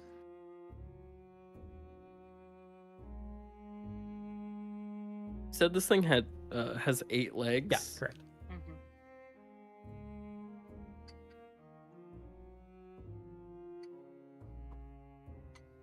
In the monster world, do monsters own cats? Like is that something that they yeah, there are. They partake in the domestication of? I don't know what you consider the monster world, but like, yeah. I guess like Monte Calana, like where we where Scene is from. Lolgath frequently own like dinosaurs and stuff, and giants train a variety of things, and yeah. Has Scene ever seen one of these in general, but more so curious about seeing them in captivity? Go ahead and roll nature. I guess not captivity. I mean like Domesticated. Yeah.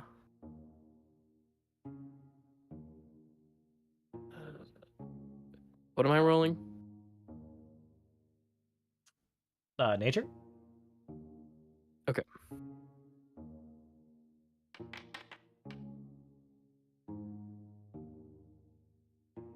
No. You've never seen a creature like this in captivity. Okay. Like specifically in a Rumbrax, no.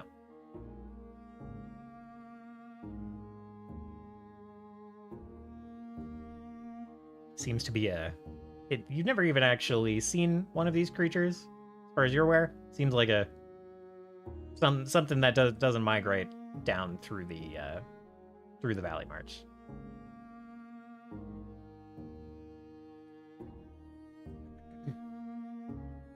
Scene is going to just like blankly stare for a sec.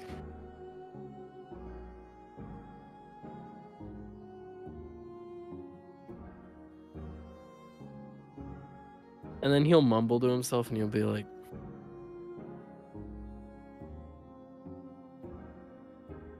I can't be prejudiced against this thing. That's what humans do to us. Okay. And Scene will walk up and try to pet this thing. Okay. Or float over. Go ahead and make a nature check again. Or a diplomacy check if you like. No, I'll do a nature. Why did I get the same roll?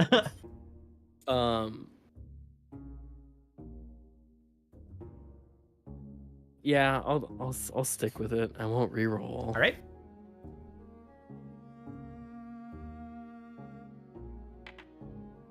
Tries to bite you. What's your AC? Nice.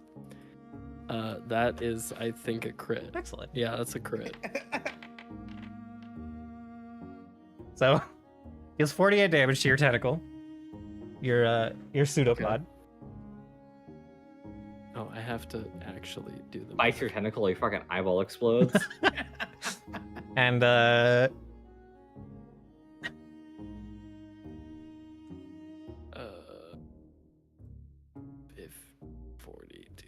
44, I think. Okay. And it's going to try to grab you and just like shake your tendril around.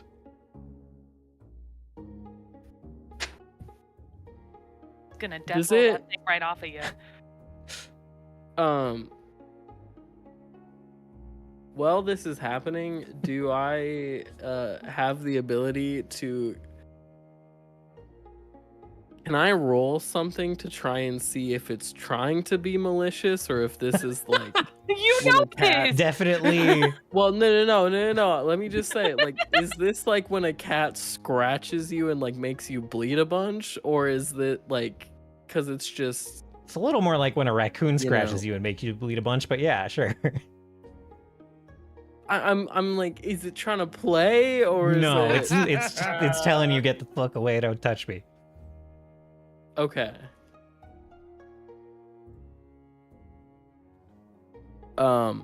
Here's that grapple check. Oh, no. Get away from me, grapples you.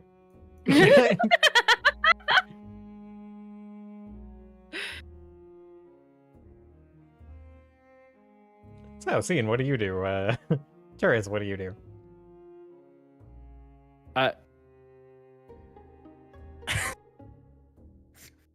Control I your think pet, Cian- Burris. I think Cian is probably just a bit. He just woke up. This just happened to him. He's probably a little out of it and a little like, what's even happening? And he's just like staring at Turris, and he just is like, yeah, man, this is real cute.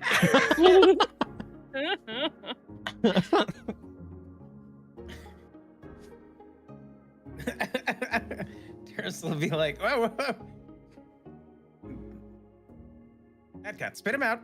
Spit him out. It does like a double take, taking the tendril along with the double take, and like stares at you for a moment, trying to get what you're saying. Go ahead and make a diplomacy check to make a request.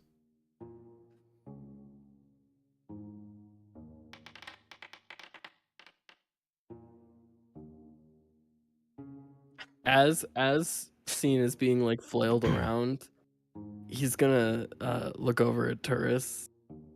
I mean, probably not look because his eye contact can't be maintained, but he's like, I swear to God, if we wake up any of the other members, they're not gonna be happy with us. I don't know. Turcon wanted to fight. And do you cry out when you take 48 damage? Yeah, that's kind of a lot. Yeah, he would probably like, Yow! yeah, exactly. Cartoonishly shrieks. Oh my god. Shrieks in cartoon animation. Yeah. His eye like bulges out of his head. Anyone can make a perception check if they would like to see if they wake up from that. You can just say that you roll over and ignore it.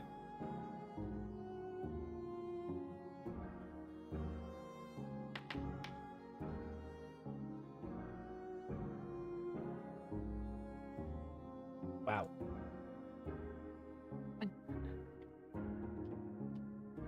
Is that a good wow or a bad wow? That's Is that a good wow or a bad wow? I think that depends on what you want to Yeah. happen.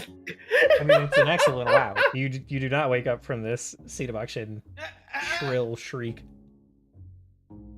Personally, I feel like Steris would ignore it at first because these two, she knows who was supposed to be on watch. Yeah.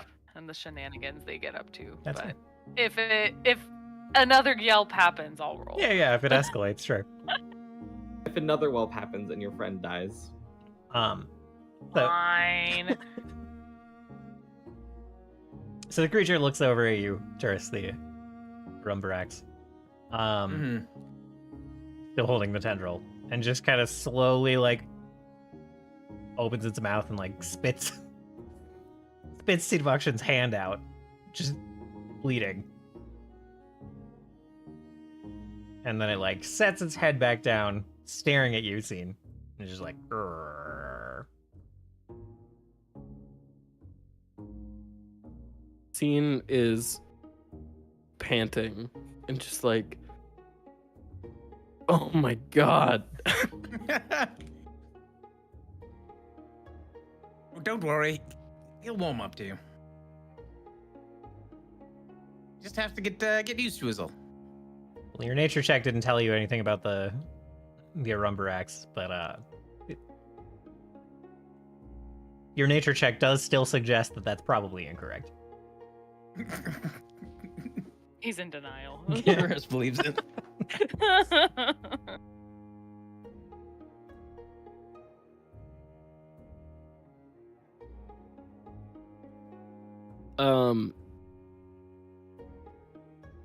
Yeah, Scene's not sure what to do. well, start healing yourself probably. Try not to die. Question mark. Don't Not pet it persistent again. bleed damage.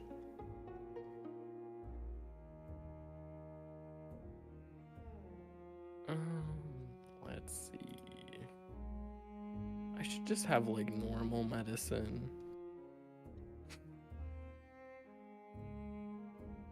Yeah, you have your whole I watch, don't. and you're gonna sleep. You're gonna get your like rest amount of sleep back, or of health back. So I wouldn't worry about it too much, unless you're gonna get into it with this thing again. I mean, if I'm doing my watch and this thing is around, like, Just don't pet it.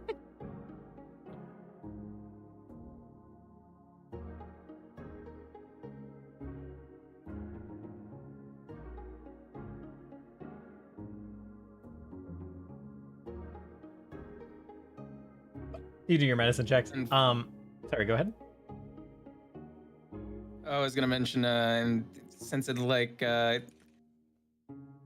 listen to my my request, I'll fish out another piece of meat and feed it to it. Excellent. It snaps it up, gulps it down.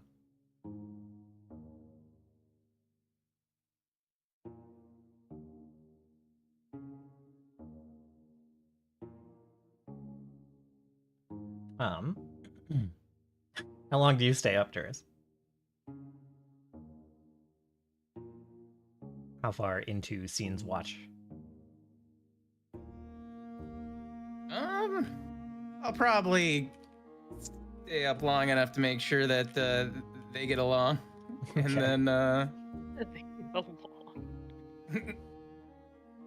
then kind of nod off wherever he's laying with the cat. Okay.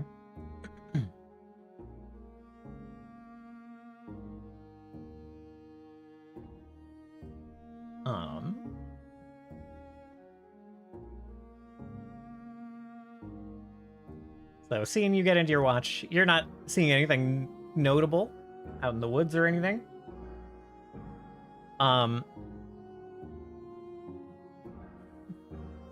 This creature's description specifically calls them impossible to train as adults.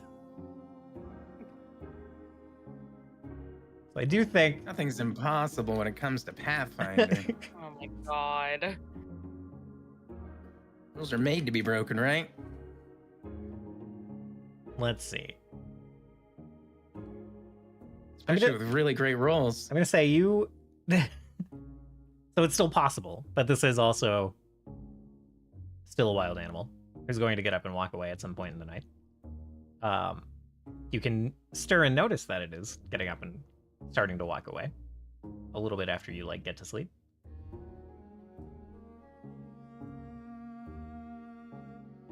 I'll miss you. I'll let it go for now. Okay.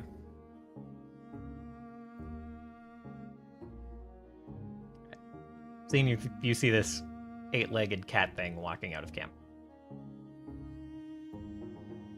And then it comes back into camp, grabs what's left of the pot, and drags it out of camp.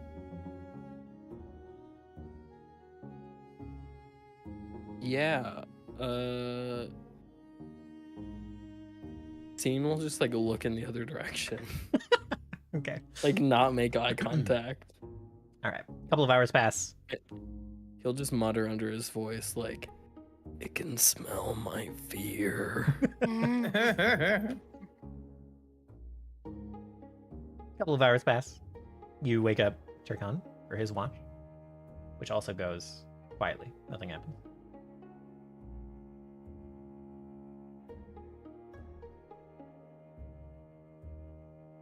Let me see. Just real quick.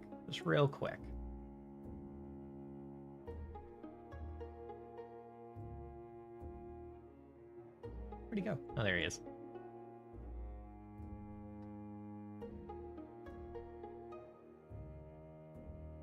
Okay, everyone can get 64 XP for not angering the Arumbarax. Are you sure? It sounds like you're angering him. For not getting into a combat with the Arumbarax.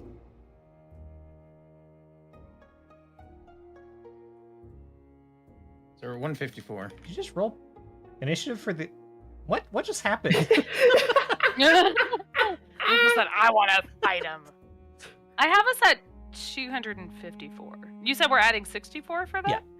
Yeah, we should be I at had us at 254. 254. Oh, I must not punched mine in one time. My fingers keep on typing 354. I'm like, Mitchell.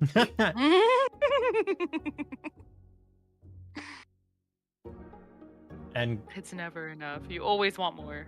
really, it looked like I require more EXP. Require more. it looked like Moto wanted to be the Arumbarax. It really did. Well, it does mean I would have more EXP.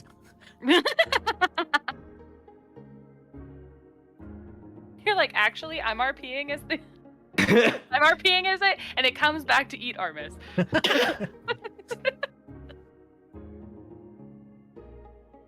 You'll get a log, it's fine. And scene. Sadly. Rip scene. All right. Turkan, your watch goes by quietly, and then everyone starts to wake up and gather in the morning. Isha, you also... We should figure out how quickly you catch up to the party. So you wake up. Where did you sleep in the night? I found a tree. Found a tree? All right. Okay. You start going back west. Do you walk kind of right along the road? Yeah, I would probably just like take my path that I took back. Okay. All right. I'm gonna run to that. And what's this fuck? You literally you see a horse up ahead of you as you were traveling west. Regardless of hustle speed or anything else, he camped past where the party left the road the previous night. As I see the horse, I just like stand up on two legs. Oh, you got to take out on your human form.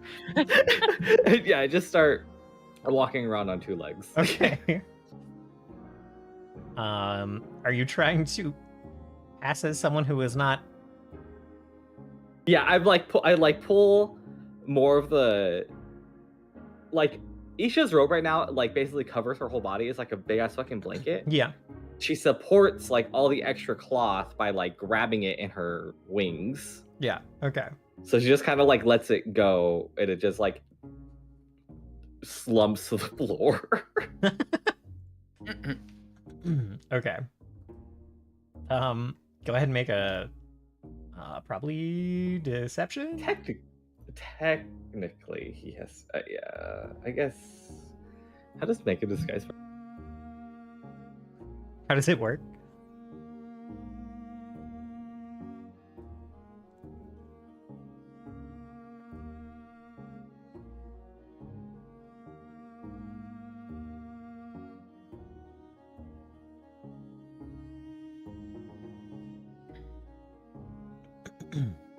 Since you're not like putting on kind of a I guess this is technically just lying. Yeah. It's definitely not impersonating. It's not quite the same as making a full disguise and interacting with people with it. So yeah. Okay. Like it's either lying or creating a diversion. Is this secret? Sure, yeah.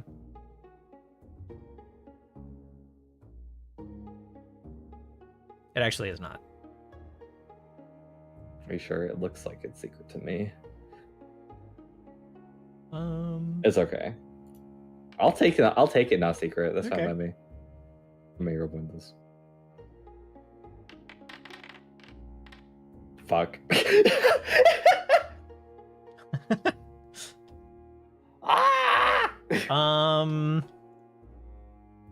Like I said, like the DC is a little bit easier here because you're not actually interacting with this person. You're just trying to like go unnoticed for a moment. So I think that actually succeeds. But like when he thinks about it later, he will definitely remember the strange looking person in the road and know that it was you. But Yeah, for now, the strange like 7 foot tall bitch just walking around. for now he pays it no mind and is just on a. Thank God. Yeah. Thank God. Frankly, what I need to do is I need to get a horse disguise. Yeah. And get part of my disguise needs to be like a doll on my back. So I can You're gonna be always like dressed. you're gonna be like a reverse horse costume. Yeah. Correct. Exactly. Every Yeah, once I'm like hero pointed that. Oh no.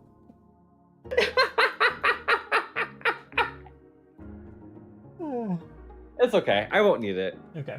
It's fine. It's fine. Mhm. I won't need it, right? Probably. Right. What could Okay, possibly happen? But yeah, as I'm walking back, I'll just I'll start walking on all fours, I guess. Okay. Do you Kind of like once he's like pretty far away. Yeah. Do you hustle at all on your way back? Yeah. Okay. I do, in fact.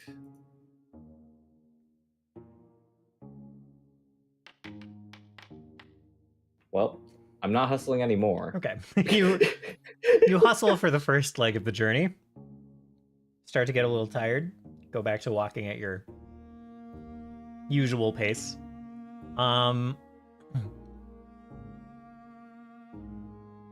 So it would normally, like I said, it would take the party a full day to get back here, to get back to where they like left the road from town. For you, it would take half a day. Hustling for the first leg cuts that down to like, what is that? Third of a day? Yeah. Sure. Yeah. That's math. Some kind of math.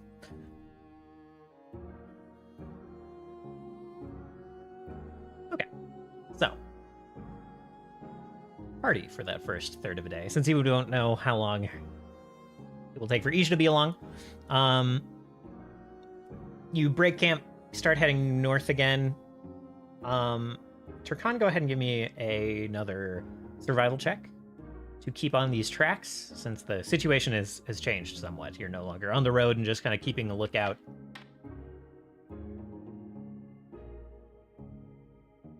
Okay. One moment.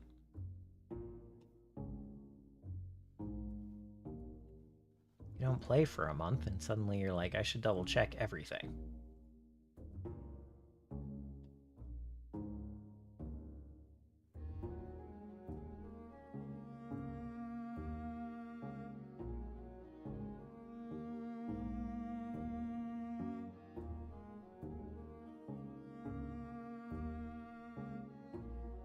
Okay. Okay, so this is not like... There hasn't been heavy rain here. You are tracking through the woods, so it's like a little more difficult than usual. Than it was... Well, I don't even know that that's true. There's nothing making this particularly difficult. So even though 21 is kind of a... No, it's still an okay roll, but... So you're tracking... Are you doing this with the... Were you intending to do this with the not slow version of tracking? Are we needing to move fast, or are we still okay going at a normal pace, guys? The plan was for us to hustle once Isha caught up to us. So, right. Normal pace for now until Isha gets with us. Yeah. Yeah. Okay. So not the fast version. I think you still need to do the fast version for it, like not to cut your speed in half, or not to slow your speed. Yeah, we need the fast version, and then we will hustle on top of that once Isha's with us. Yeah. Okay. Okay. That still succeeds in this case. Even at the -5, this just isn't a difficult task. They're not covering their tracks. There's plenty to track here. You're no longer on a place where they're getting kind of covered up, or the wind's not covering them up. There's not that much rain, so situation is favorable. But that was very close. So you're able to continue tracking them north into the woods without having to slow down.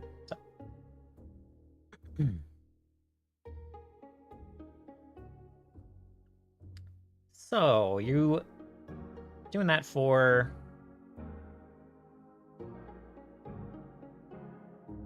4 or so hours. You are leaving a trail behind you for Isha to catch up. Notches in wood and such, making it obvious so Isha can follow you. And yeah, as you're getting into the woods, Isha, you come across the party from behind, and you guys are able to meet back up without issue.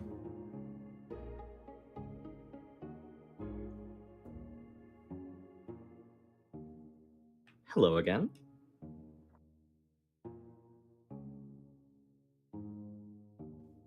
Oh, Isha, how did things go? I ran into him on the road, but I managed to give him the slip, as it were. Oh, good.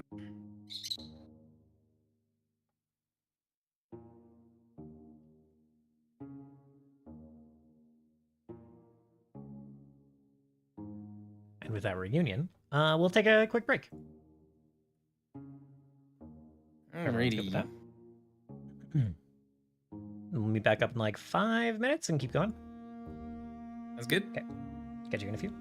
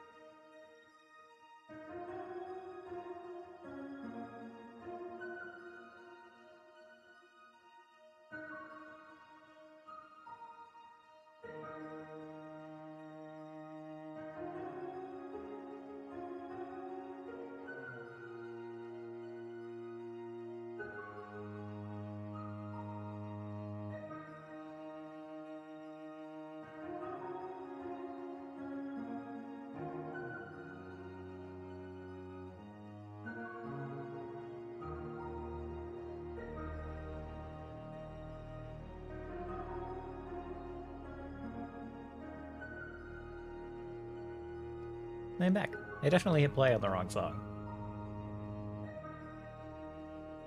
It's a nice song still. Yeah.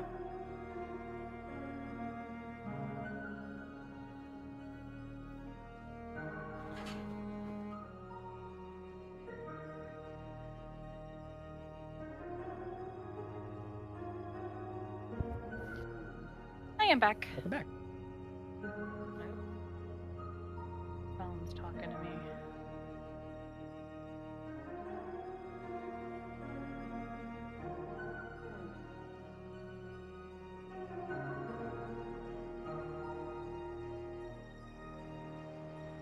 I hate mobile, like, Facebook Messenger these days. It's been so freaking glitchy. Yeah, man. What's It's been glitchy? real bad. Messenger. I thought everyone was Oh. complaining about nothing because it didn't affect me until like last week, and then all of a sudden my app is glitching like crazy. Yeah. Yeah, mine has gotten real bad in a few ways. Like, it doesn't give me the latest notifications. It just gives me Mm-hmm. 5-hour-old messages like 5 times and just slowly catches up on the messages, on the news of the day for me. Yep. And It's because Zuckerberg's a scumbag. Mm-hmm. yeah, definitely directly because of that. Yeah. My friend sent a video saying, "Is this real? Holy shit." And the video messages just shared a video, and it's not giving me the video. Fuck. I can't play it right now because I'm on stream. You be careful with those ones. They might be phishing scams. Yeah. Yeah, I actually think that is I know that's very common, but they were just having a full conversation about drag queens with the other people in the group chat, so Sleeper agent.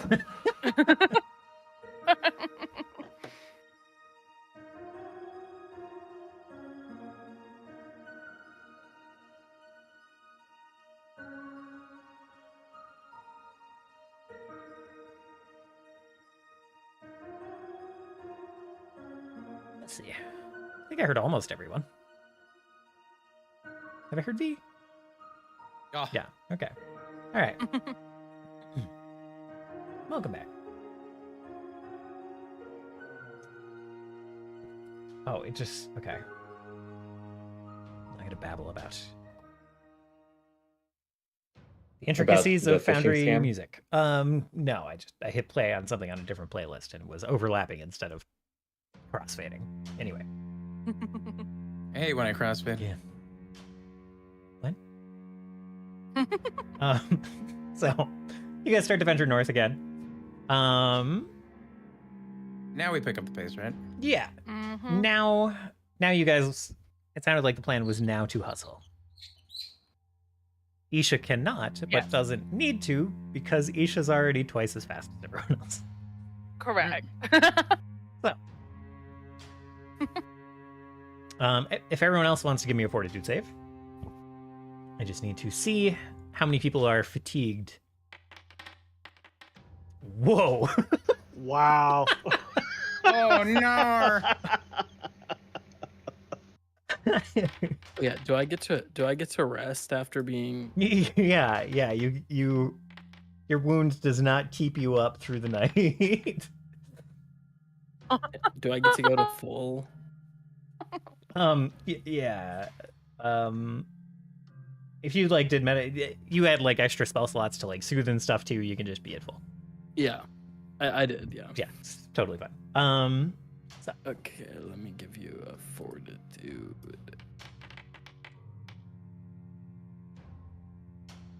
all right. Everyone manages not to get a point of fatigue other than Isha, I suppose. I'll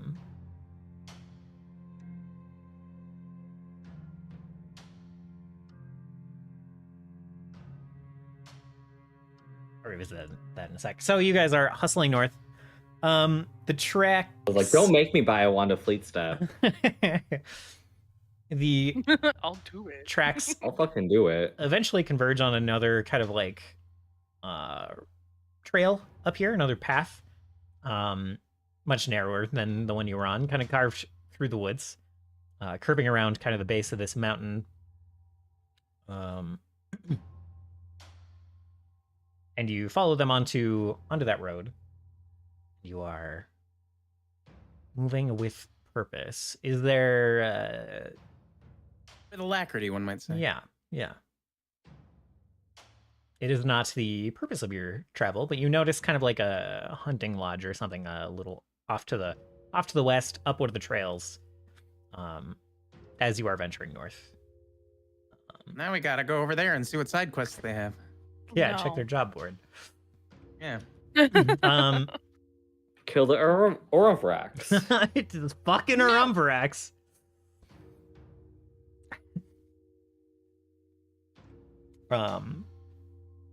So the tracks are getting fresher and fresher as you proceed. I do hope I get to see him again. I don't even want to know. Or her. Well, actually. I met the nicest cat while you all were asleep. I just said I don't want to know. You start this story, and then, Turkon, you hear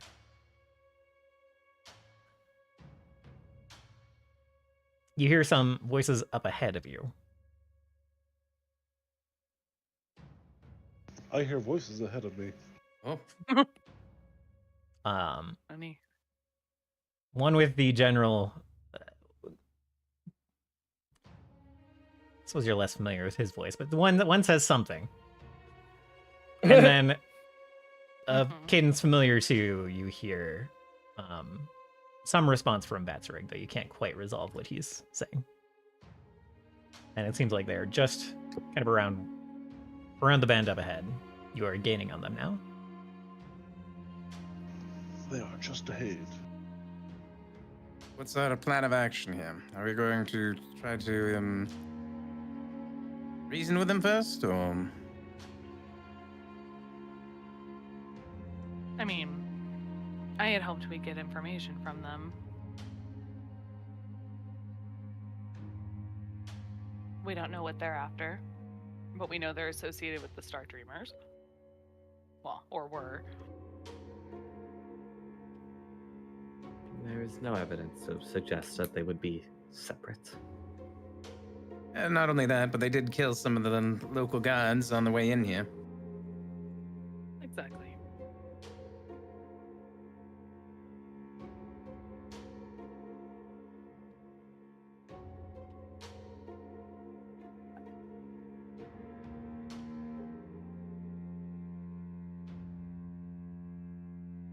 Seraph will kind of look between Scene and Turkon, like seeing as these two were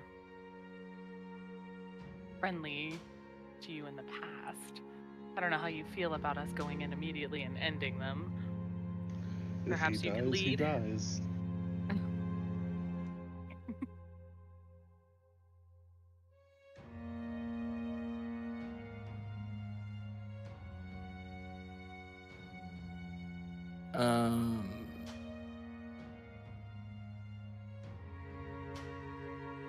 You know, I could. I don't know how much luck I'll have, but I could go and try and talk to Aethbite and see what I can convince him of. Perhaps if you go ahead of us, we stay within earshot, but hidden. And you could make up something about trying to catch up with him to join a band and see where that takes you. Perhaps we can get information about what their goals are and where they're headed. Scene will nod with the biggest grin because he's like, oh my god, someone listens to the conversations that I have and they get me. Oh, get you. Yep. And Scene will just look at Steritz and he'll form his his little tendrils into a thumbs up, and like you'll essentially like a shine or like a gleam will be in his eye, and yeah, then he'll walk up ahead or float up ahead. She'll give like an awkward smile to your glinting person and like nod you on. There's like a cliff, right? I mean, he should just walk up the wall. Already gone. I mean, there's gotta be, right? Like, there's gotta be a gully ledge here. He just bounces down it like a ball. So just like up here. You get, yeah. So Isha goes the long way up and around. Up the canyon the long way. Scene is going on ahead while everyone else is staying. It's fucking Envoy. It's not fucking Envoy. Yeah, dude. Oh, it literally. Wait hold on. My conspiracy theory. Envoy just. I swear I fixed this and it unfixed itself somewhere. That bastard. We trusted you. God damn it, man. Does everyone else have the right name? Is Batsarig secretly like harried warrior or some shit? I do not see a name at all. It doesn't show a name. There we go. Regent. I don't see it. It is funny. I don't see the 8th Knight's token though. You don't see the 8th Knight's token? I see the outline, like the red outline for the square, but I don't actually see him. You should refresh. That's really weird. Refresh. Yeah, I'll just refresh. It's a little confusing on stream that Turkon's token is Batzurig. Is that his name? Yeah. Correct. They are both minotaurs from game the is same not like private. Okay. herd. I was gonna make you relog. Herd. What's the right word? That's not herd. What? For what?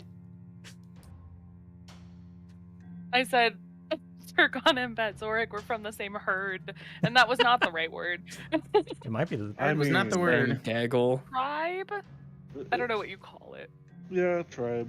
That'll work. Okay. Herd. Not herd. Got it. We have referred to it as herd in the past. Yes, we As have. like certainly as a joke. That's not for real. Hold on. That's not up to you. You don't know his culture. Yeah. I mean, what if it's called the War Herd or something like that? The war Cool. herd. We're saying herd too many times, and it's becoming a weird word. It's losing its meaning. It's losing its meaning. I would imagine Darius would be trying to position herself in these trees over here. Okay. If you'll allow it. Yeah, I think so. I can wait. No, that's fine. Come on, Strix. You can crawl up there. That's totally fine. Whoops. I may have Oh. booted you off the spot. Anyone else trying to hop up and sneak around? Hold on, I'm still loading back in. Okay. Yeah, I'm also loading back in. I don't remember my credentials. Oh no. Okay, yeah, now I see 8th Fight. Okay. And yes, the Oh. They'll just long jump over there. there is a figure that looks, like I said, a little bit similar to Envoy, but technically he doesn't have this hat and this coat and everything. But maybe he's wearing a cloak to like cover the metal parts and all the rain and stuff. But not actually wearing literally the same clothes. That's the only model that looks like. No, That looks like Envoy. I think it's funny that all the 4 robots look like cowboys. But other than that, it's an interesting stylistic choice. it is that same general shape and look, only parts of it have this kind of strange sheen that almost looks like metal that has been like heat damaged or hasn't been like fully plated or coated.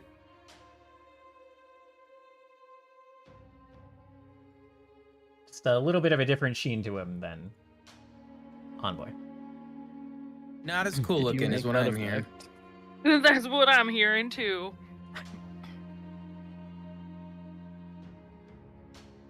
Not as cool as our freaking envoy. Definitely not.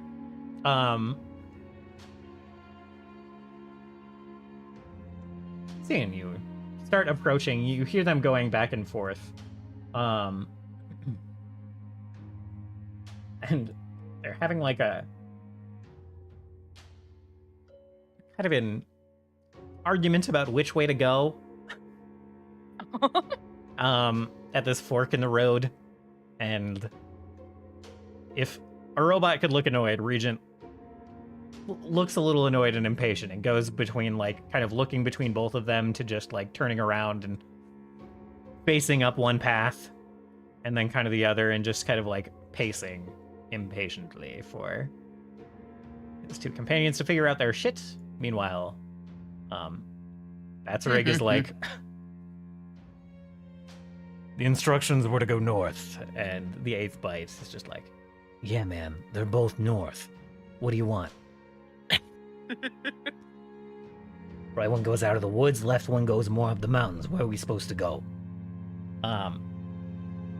See, and he's like finishing that sentence, and then Batsarig kind of like looks over and does like a double take as you're walking up the road, holds up a hand to the 8th bite, and kind of juts his chin out to you, seeing. Hold there. He would keep taking a few steps. And he would lift one of his tendrils and be like, "Hey, man." The 8th bite looks completely ignoring Batsarig and just like looking at 8th bite. Yeah, the 8th bite looks a little shocked for a moment, and then kind of like waves Batsarig down. It's like, no, he's cool, man. He's cool. Right, Scene? You're cool. When am I not? Not here to cause any trouble. Wait, right when he says that though, his eye is gonna light on fire. All right. Which he can do.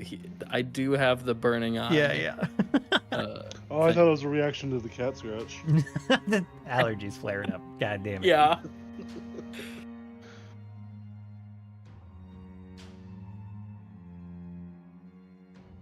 How's it going, guys? And he would kind of like float over to Batsarig and be like, "Have we met?" He kind of like tightens his grip on the back to Corbin that he's holding. It's like kind of dug into the ground a little bit on the base side of it. And he kind of just looks down at you and tilts his head. It's like, a little hard for me to forget you were traveling with Thurkan. You were at the pools. Oh, that's right. It's good to see you again, man. Can I call you Bats? And he'll stick out a tendril for a handshake. He looks down at it in the back to you, and he's like, you may not. But then after a moment, he does shake your tendril. As they're shaking, and exchanging pleasantries, Scene's eye would like look over at 8th bite, and he'd be like, "Hey, Bite, what do you call this guy? You have to have come up with a sick nickname by now." I mean, look at this guy. He's huge.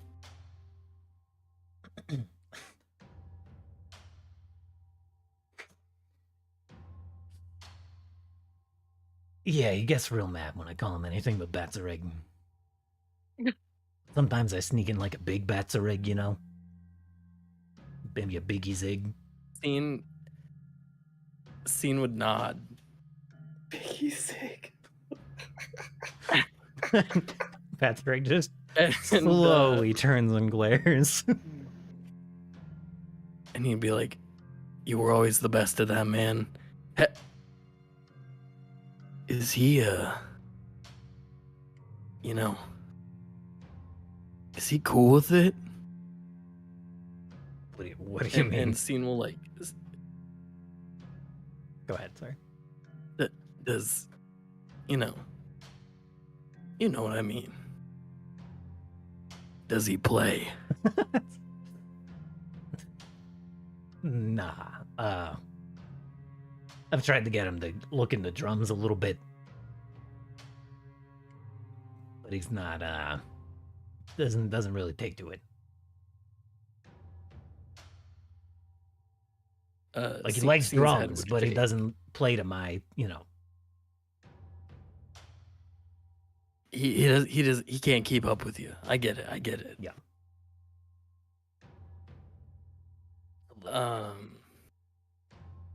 What about guitar? I mean, he already has experience with an axe. And then Batsarig just, like, steps a little bit between you and Eighth Bite and is like, "Aye, man. Why are you here? We are in the middle of the woods. It is not a coincidence you have happened upon us. Why are you here?"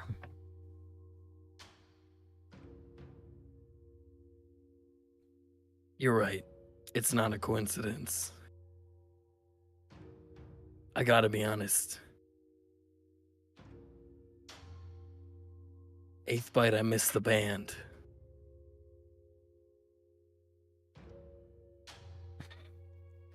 Batsarig, like, looks over at Eighth Bite for, like, is this for real? And Eighth Bite kind of tilts his head. He's like, "You do."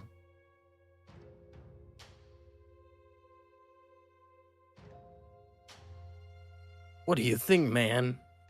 Music is my whole life. And the group I'm traveling with now, not even one of them sings. That you know of.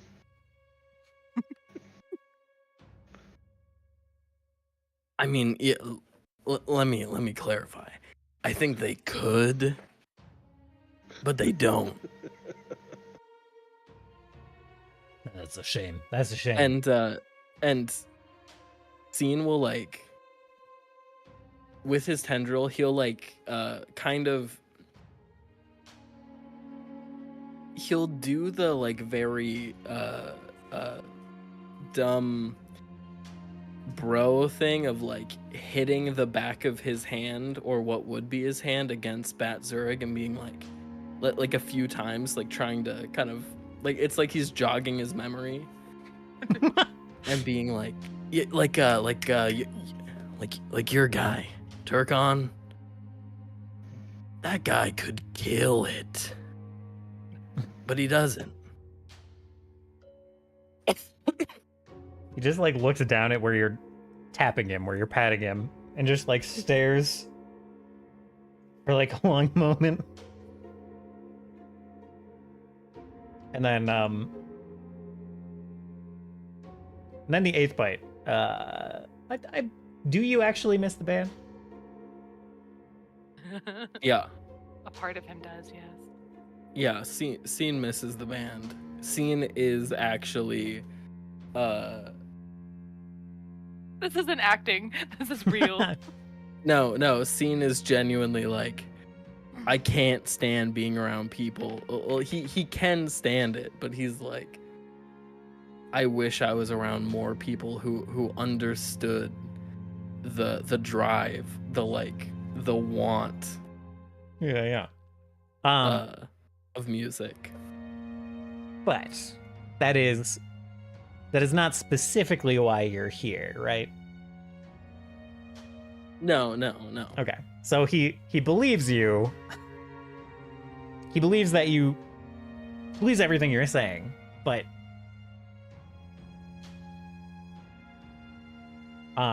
he's like, look, I missed the band too, but I know that's not why you're here.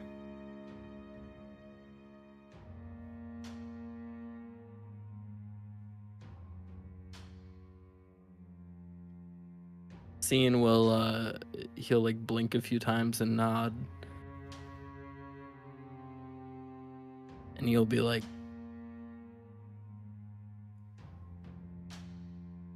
excuse me, big Z. And he'll look up at Bat Zurich and he'll be like, you mind if I talk to Eighth Bite here alone for just a few minutes, please?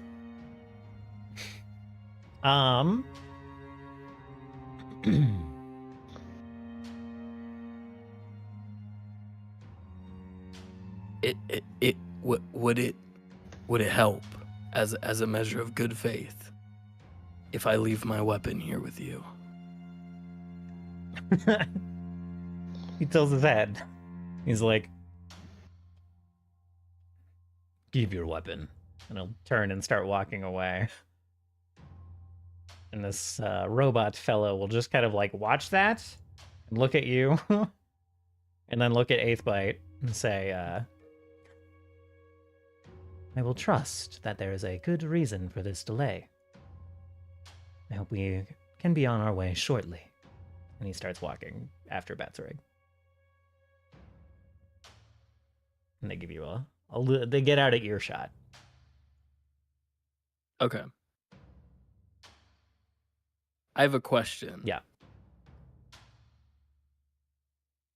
We established a while ago that Eighth Bite and I Jesus Christ.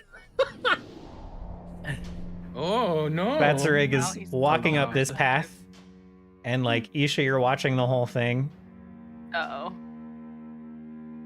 and he just like clocks you, just like eyes meet your eyes, or where your eyes would be, as he's like kind of walking up this way.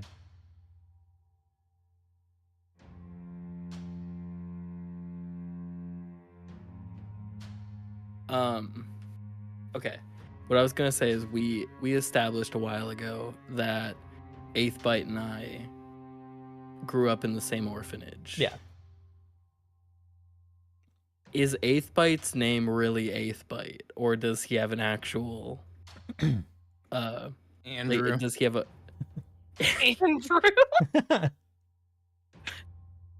does he have like a non-stage name? Yeah, I think he does. Yeah. I think it's Matthias. Andrew Bite. It's Andrew Bite. Oh my god.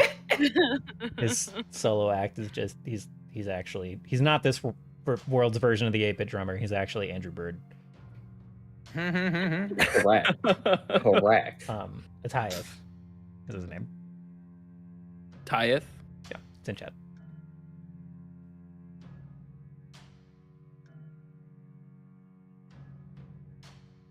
Tyeth.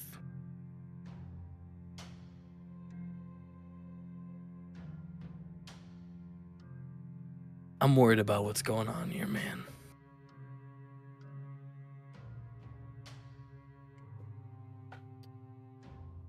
What do you mean?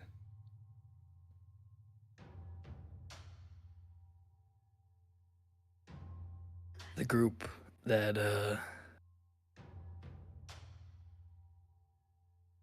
you seem to be affiliated with, they're doing some questionable things, and I want to make sure you're okay.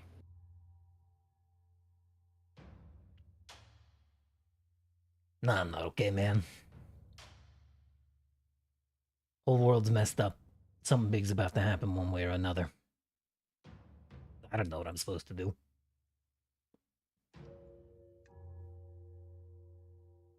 But, I don't know. Batsareg's good people. I'm gonna see this,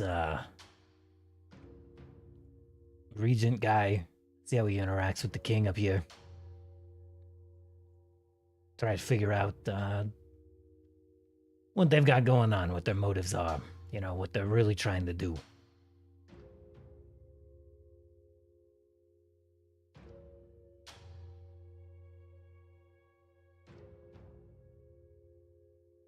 Scene would nod.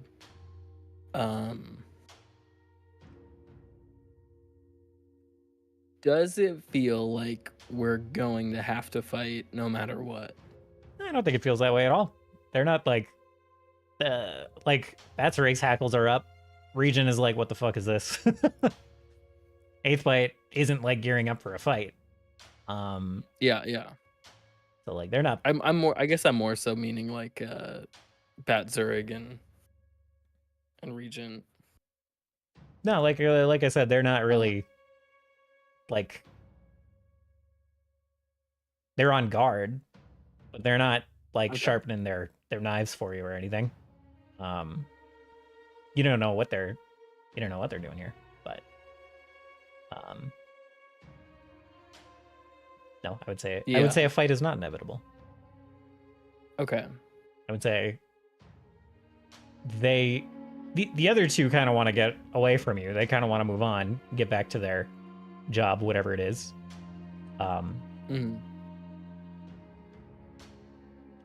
Is kind of the impression you're getting from the impatience and the kind of lack of threats. But he would ask Atayeth like what exactly they're doing here. Like,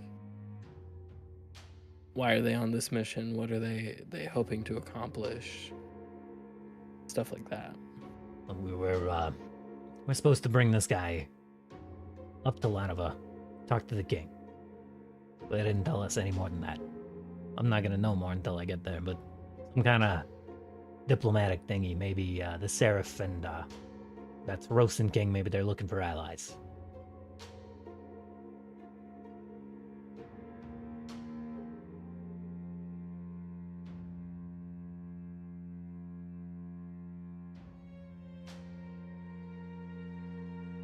Scene would nod.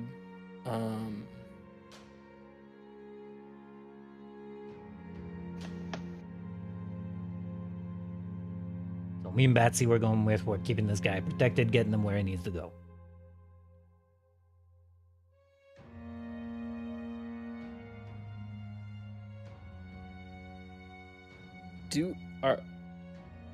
I'm just trying to remember. Are they like working directly for the Seraph right now? Yeah. that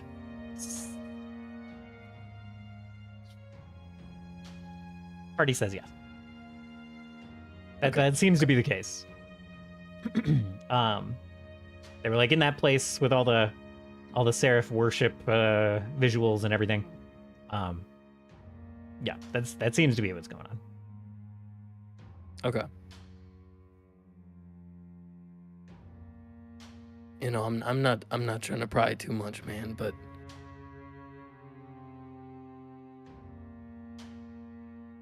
I'm just trying to look out for a friend, obviously. But can I ask you why you and Batsarig are aligned with the Seraph? I mean, you said he's a good guy, and I want to trust you. I know you're a good guy.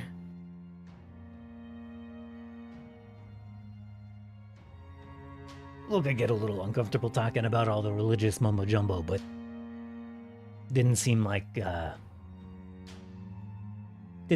four had our best interest in mind.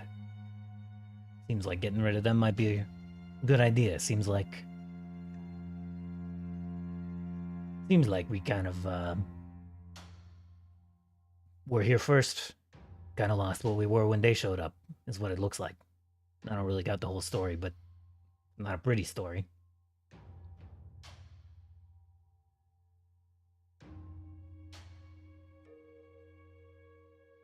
But do you think it's gonna be any better under a new... under someone who's even newer? Under something that's even newer?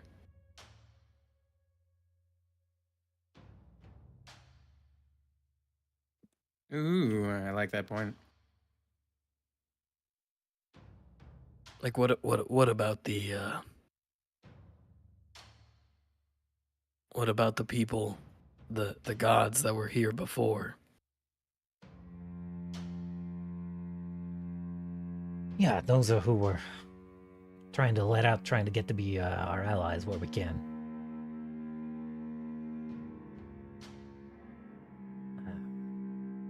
I don't know if this Seraph's gonna be any better, but it's gotta be easier if he's not. Gotta be easier to get rid of him after than people who've been dug in for, I don't know, forever. Thousands of years, whatever. But if it took this long with them, then what's to say it won't take this long with the Seraph? Yeah, man, who's to say? Who's to say either way?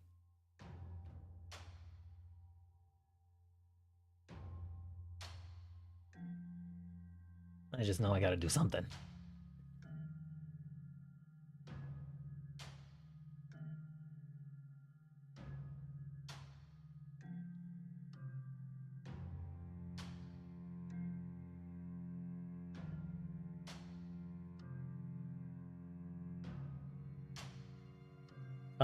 Go ahead and make... Scene would, Go oh, yeah, ahead. sorry. You can make a diplomacy check anytime you want to kind of see if any of this gets ingrained and sticks in.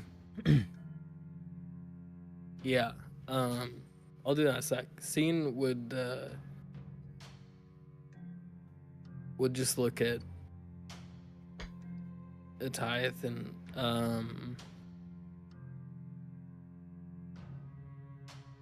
just be like, let me level with you, man. I don't know why I'm doing what I'm doing. I don't know why I've aligned myself with the people I have, why I'm doing the things I'm doing. But I know that the world hasn't always been too kind to any of us, any of us that don't fit the mold. I mean, let me rephrase, because I can fit any mold, and he would like warp his body into some weird shape. Oh my god. And you know that, but Yeah, Mr. Be Like Water over here. You know what they used to call me, but that's neither here nor there. But what is here right now is people, and I don't know how comfortable I feel putting the hands of many people into this newcomer's hands. That doesn't feel right. That doesn't feel fair to me. And I know that when we were in the orphanage, we often didn't get to make decisions for ourselves. Our lives, our decisions were in the hands of other people. And that just doesn't feel right. It doesn't feel right that someone should come around unproven and get to make decisions for all of us.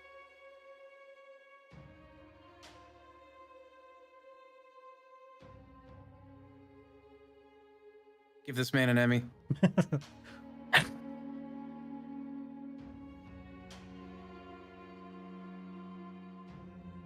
Yeah, if a spider could cry. Oh. I'll give it diplomacy. Okay.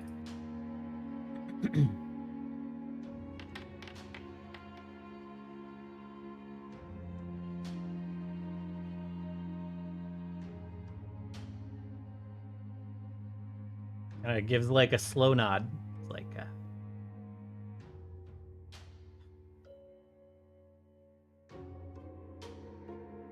you always did have a way with words. That's why you were the lyrics guy.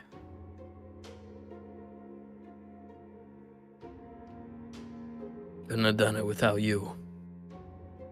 Yeah.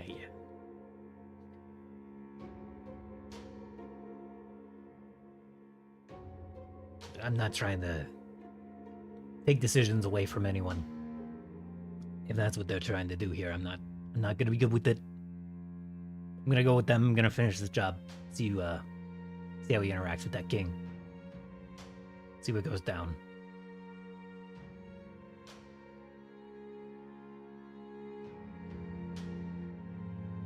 I mean, I hope you're wrong about what's going on, but I'm gonna see for myself.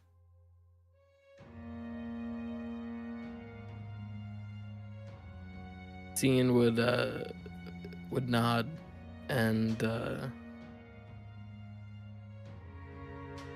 look at him and say, "I understand. I'm not gonna make this decision for you. I don't have that power. I don't want that power. But if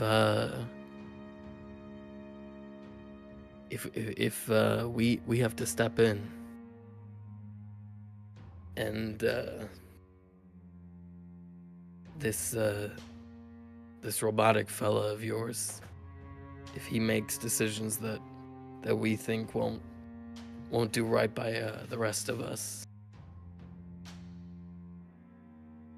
can I count that you'll be on our side?"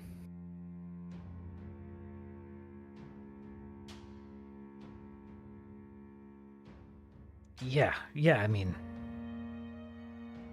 if it doesn't seem like they're going the right way, I'll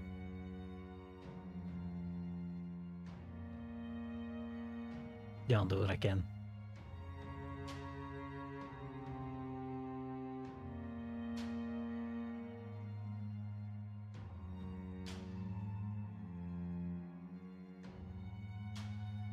Cian will reach out a tendril for a handshake and just say, like, "I'll help however I can."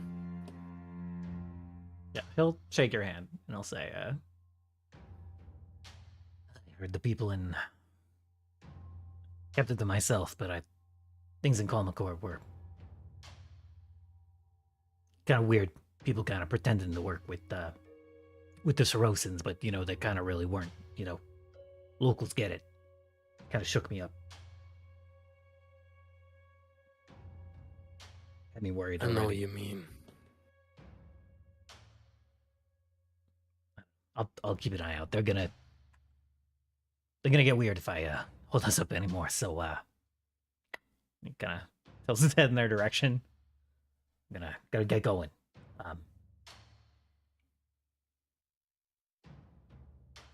Thanks for the talk.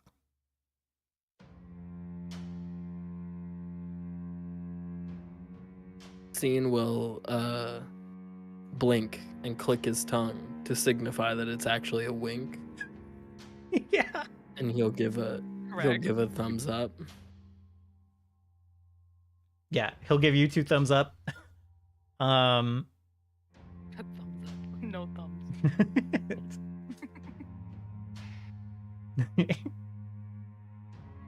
It's just holding up one of his pseudopods. Yeah. It's sprouted like a tiny little pseudopod that forms a thumb. You have a little nub that's your thumb. Yeah. And he just Oh. like as he's giving you the thumbs up, he like rotates around you and then turns around and starts walking up this way.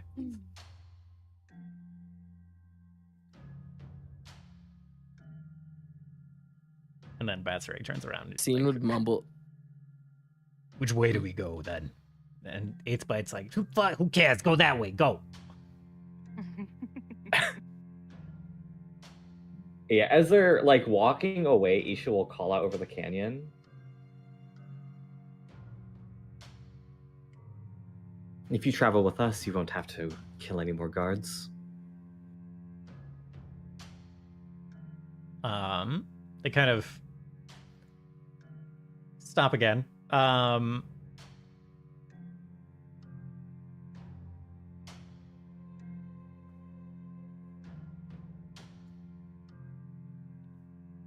Yeah, I think Batsarig turns around. It's like, You have some kind of special consideration or something. Does it matter? I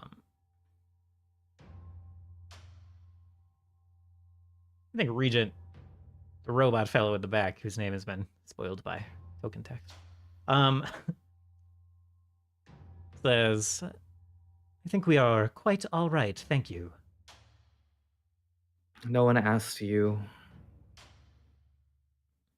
Alas, I am in charge of this group.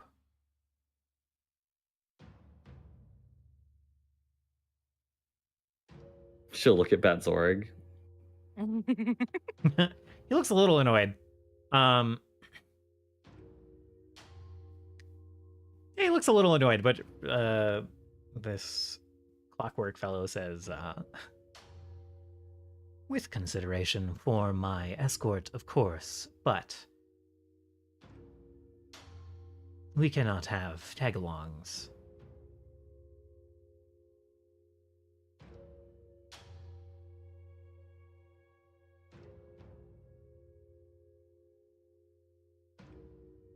and if you're still staring at Batsarig, then Batsarig is like, As word goes.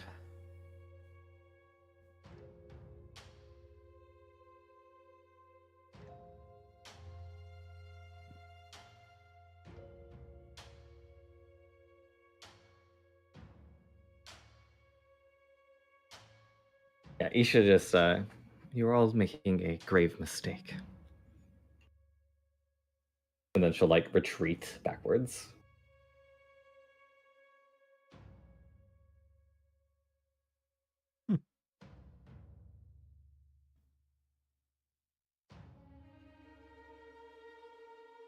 you have interesting acquaintances.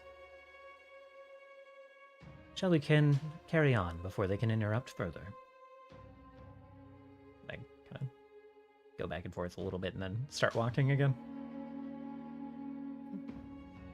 If no one else would like to reveal themselves and have words.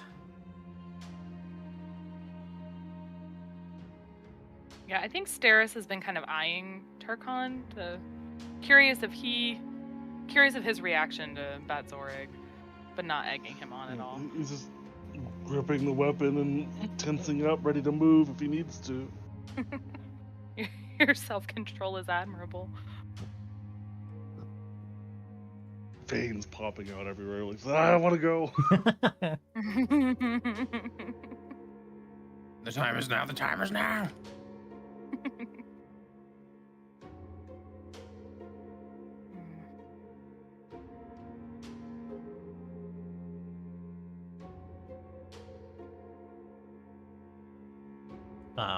I guess Isha kind of looks like you're like coming down the cliff. Yeah, well, I just like head back over Okay. as they're walking away. Okay. Scene and Isha, do you want to give me perception checks?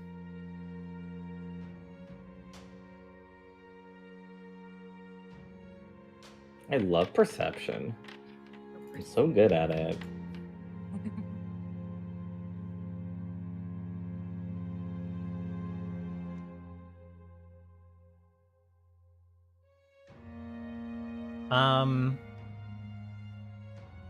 Okay. Yeah, I guess you both hear, as they're, like, stepping away, Regent says, like,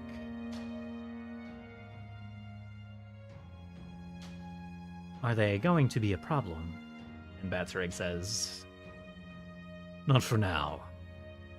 To which Regent says, "You found us once already." And Batsrig just kind of shakes his head. Says, again, "Not for now."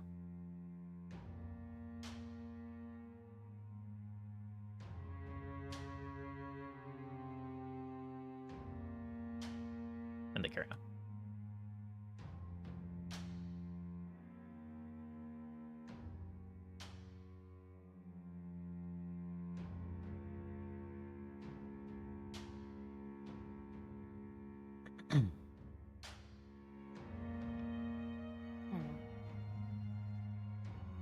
So the Seraph is trying to make allies in Lanova.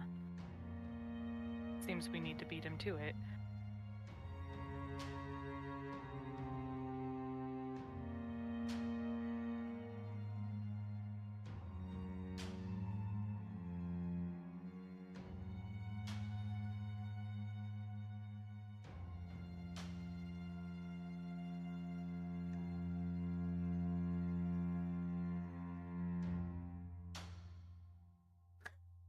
What do you do, Nisha?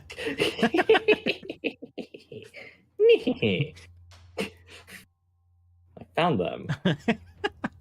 Where did you get such weird power? You're able to exit the map. You can step outside the world. You can roll roll initiative Wow. for. I can access the infinite corridor. Yeah. Wow. You can control the initiative of strange mongoose-like creatures. You have so much power. Yeah. It also the Orumvarax is clearly a badger. True. Yeah. By the way. According to the tourist, it's a cat. Very good cat. A very good I don't know. cat I don't he's know. gonna miss every day. I don't know. Oh. It doesn't have a very badger-like face to me, but it could. I don't Yeah, know what it is. I mean, Orumvaraxes are like creatures from an actual like mythos. Oh, okay. Badger it is. Yeah, I mean that one looks more like a puma. Yeah. To be honest with you.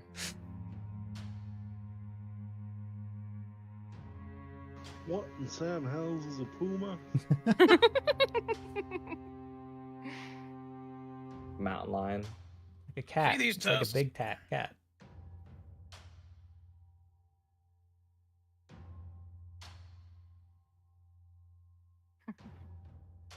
All right. So party regroups. Didn't mean to interrupt any discussion. You're good. Sarah's will make that comment about the Seraph trying to make allies with Lanova, which I guess isn't so unexpected. And then she'll approach Scene and thank him for taking the lead with that conversation. At least now we know where Eighthbite stands. Perhaps we'll have luck turning him to our side in the future.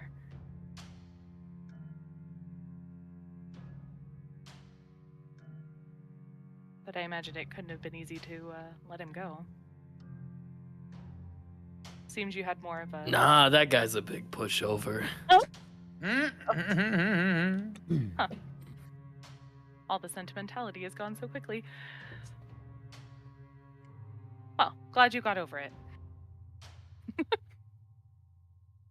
But like rescind her offer of sympathy as soon as he expressing he's okay. Scene would then like say more softly, just like, if it comes to it, I know he'll make the right choice. How can you be sure?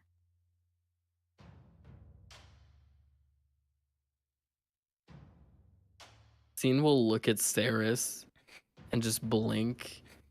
Like, what are you even asking?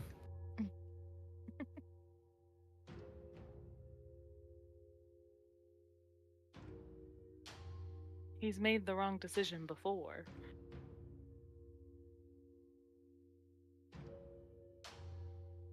Oh, you know, he's a little misguided, but like I said, he's the big old pushover, and if he seems like he's gonna make the wrong decision, well, we'll just have to push him over. Direction. I see. So that's what we have faith in, our ability to push him over. Got it.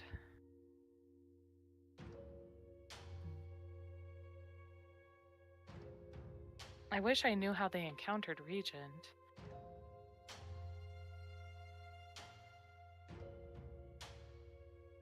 Yeah, he seems newly minted. It is entirely possible that he's just from where the four came from.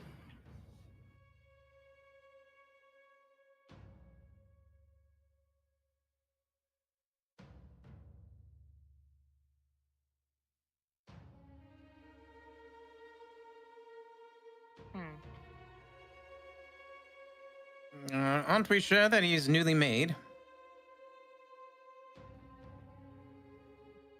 I don't see what that has anything to do with it, but okay. He certainly looks shinier than the Envoy. Yes, but Envoy has been traveling this world for Exactly. thousands of years. He's not been in some kind of stasis and a giant rock flying through space.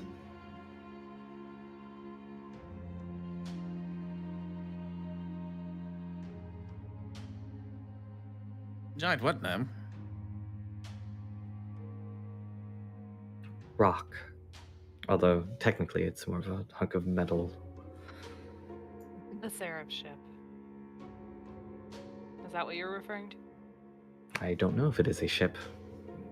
Okay. He did arrive in something strange. If it is a ship, it is not like any ship I have seen before.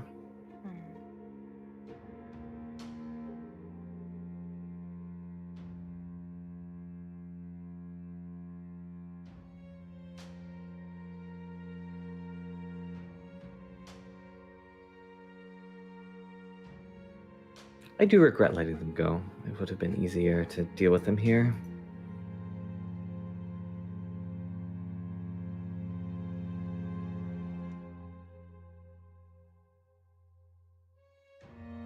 Well, letting them go means we might be able to find out more information later. Or it'll make a barrier for us in the future. It's not too late. We could catch up pretty easily.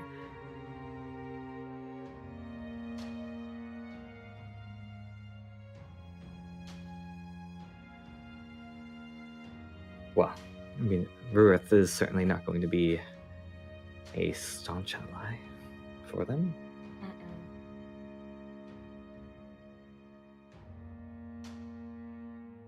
At the very least, we can make way to him. And maybe find where. Maybe we can get there before them.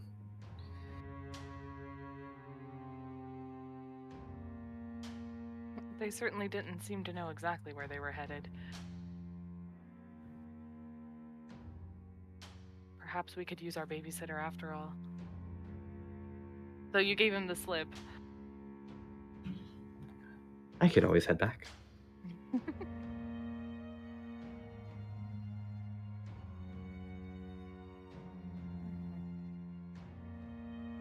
Perhaps I'm ignorant, but I thought all the like constructs like Envoy were affiliated with the Four. We think this one's on the side of the Seraph? Really?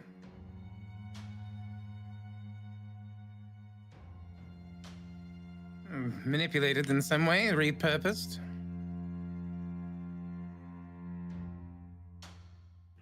The machinations of the Four are difficult to understand. Yeah. And far beyond my capacity.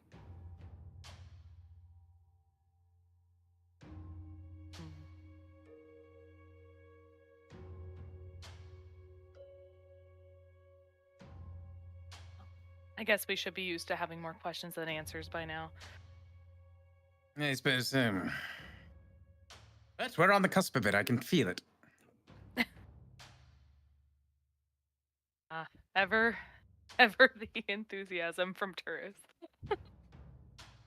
Your optimism keeps us going.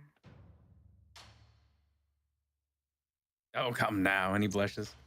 Waves his So hand in are the air. they trying to get to Tamliok? Usually I would give some kind of mysterious answer, but that seemed to be the case. Yeah. That makes sense. Okay.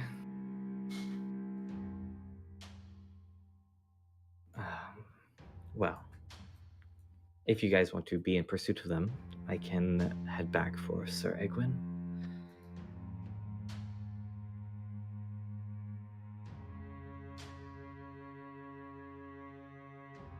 Might be more imperative now that we meet back up with him.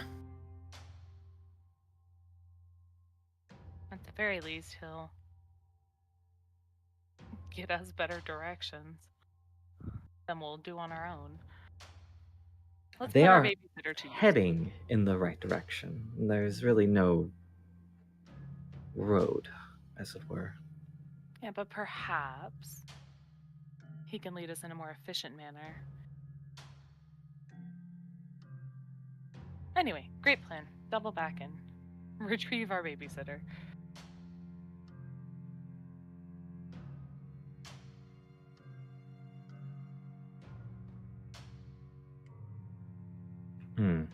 Actually, he's on a horse. Of course.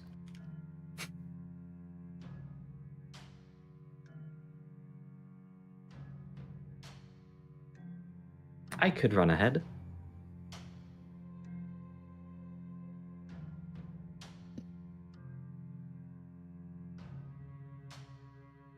Ahead? I thought he was behind us. He's about as fast as me.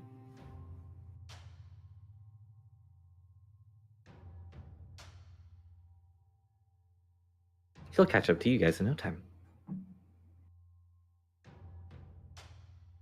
Are you running ahead to cause trouble? I will go the long way.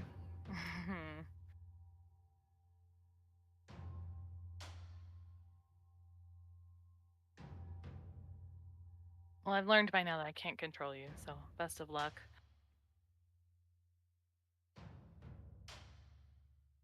It makes no sense to simply follow behind them if we're not. Eventually, if we follow too closely, they will attack. So.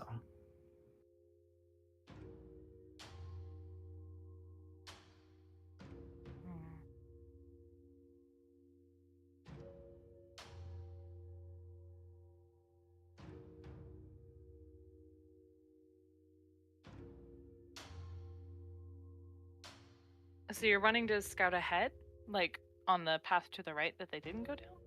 Trying to understand what your objective is, if you want to share it. I mean, frankly, there's just like no objective here. Like, if we follow too close, they'll attack us. If we don't follow close enough, we'll lose them. And then, like, if they're just going to see Ruith, I don't see why. Like, I have a hard time envisioning what can happen between here and here.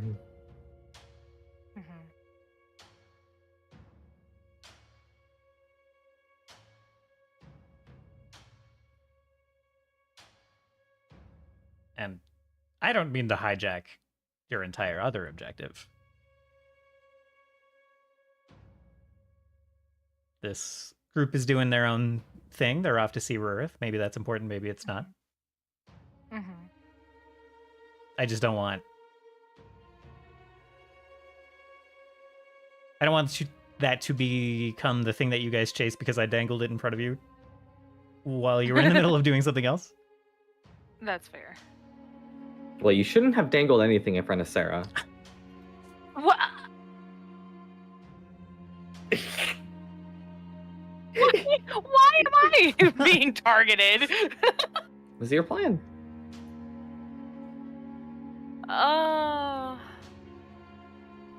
It was my plan. But we also That's why I'm targeting you. So yeah, well, okay. I don't like being targeted. yeah, well, you went along with my plan. And so did everyone else.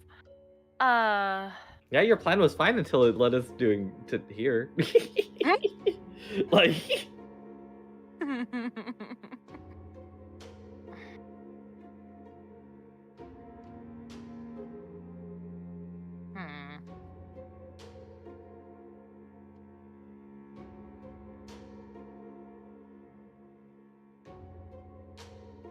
Well, because we still have temples to explore.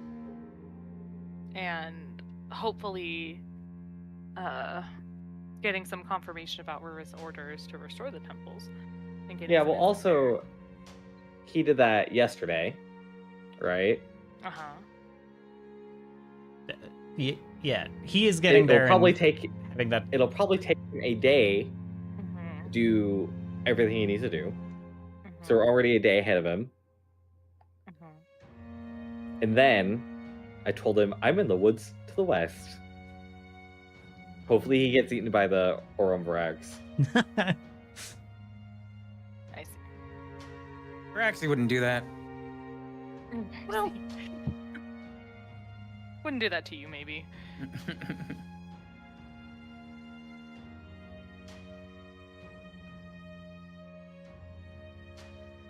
Yeah, so the way I see it, this is how I see it. Either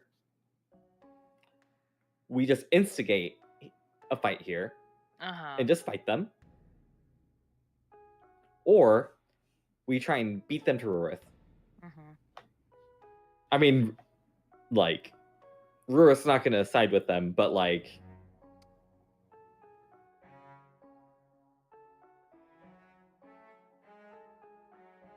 yeah, that's like it's very clear that Rurith has other plans for the world after the Four. Yeah, you definitely only got the 8th Bite's perception after he admitted that they didn't tell him anything. Yeah, like, that's my thing, is I don't think that...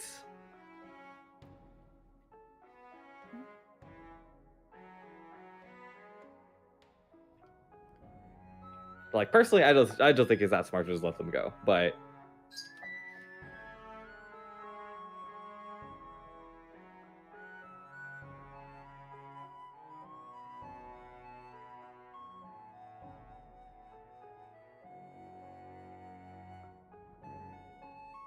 Like, if we fight them, we can simply leave them unconscious on the roadside, and we can destroy Regent, and that's going to be my plan. I'm going to suggest that as my plan.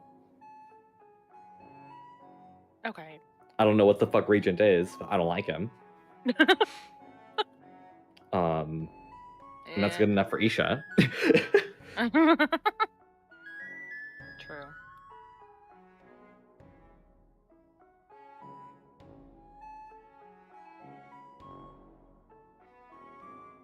I feel like we should let them meet and, at least for 8 Bite's sake, like, let him get a gauge of things so we can report back to us afterwards.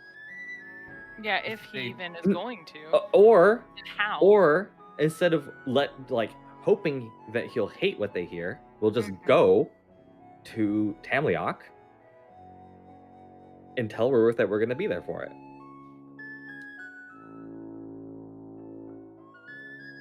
Yeah, because what if this region guy turns out to be an assassin? Dang. I mean, Rurith is like a 20th level spellcaster. I'm not scared for Rurith, but like... Notably... I'm just saying. Notably, a 20th level spellcaster who gives up literally all of his spell slots to his underlings, however, does have a lot of HP. Yeah, like, he's still probably gonna have a fairly... Yeah. Like, statistically... He's got a staff. But... I think we should just try and fucking book it to Tamliok. Because alternatively, Egwin mentioned something about like getting us to that city. Fuck, the other city I forgot the name of again. In the middle. What's this Yeah, the one by the lake. And that would serve Rurith's purposes, whatever that means. So maybe through him we'd have an opportunity to talk to Rurith before we even get to Tamliok. But that's if we reconvene with Egwin. I mean, we've seen Rurith cast teleport. Yeah, and I think you've seen him. I'm trying to remember. We'll say that you've either seen or heard rumors that he can like communicate with his knights at distance easily.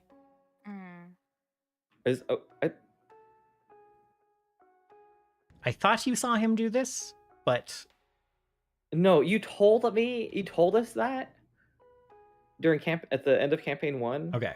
Because you were like sad that you didn't get to kill us with rune knights, and I was like, "Fuck your rune knights guy." Okay, fuck your rune knights guy. If I keep putting him into the campaign, eventually you'll piss one off. Eventually you'll piss one off. And it happened, so you know.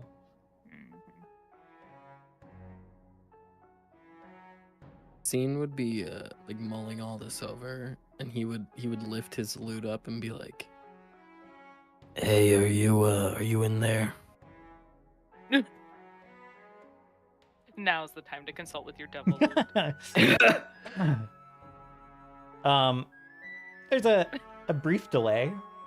And then you hear the voice to Veshtav say, "Sorry, I had to finish something up. What can I do for you?" No worries. Were you listening at all to anything going on? I check in on occasion. I did not hear any music happening, so I have not been attentive these past couple of hours. Scene would give a very high-level overview breakdown. Okay. And then be like... High level? What does that mean? Like high levels of... Full detail. Yeah. Full detail. Okay. Kind of like an overview. Brief summary. Just like... As brief here as are the main... here are the main points that happen. Yeah. But yeah, like Steris said, as brief as Scene can be. And then would ask, what do you think we should do? Where can you play the biggest show?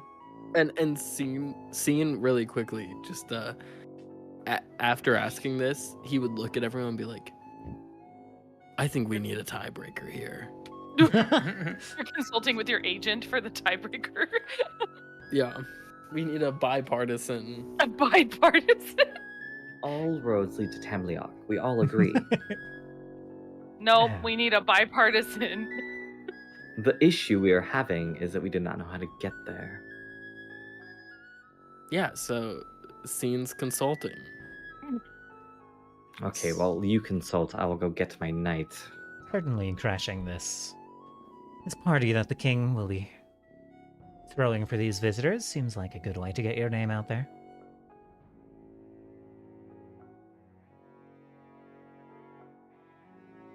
Scene would nod.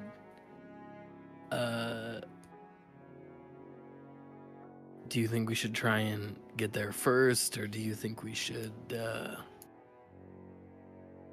take out the robot now? Up in the middle of nowhere, some forest, some hunting path. No, get the bigger And audience. anyone else?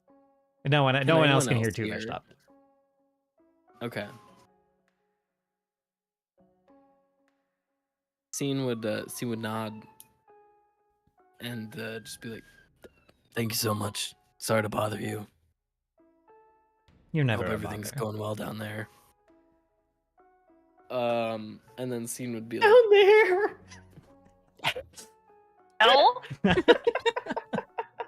That's the implication. I'm dying. You're like whispering to your flute, and Isha's just like, I it's hope you're not staying down. warm down there. It's not down. Where is it? Oh. Is it through? Is it over? Yes.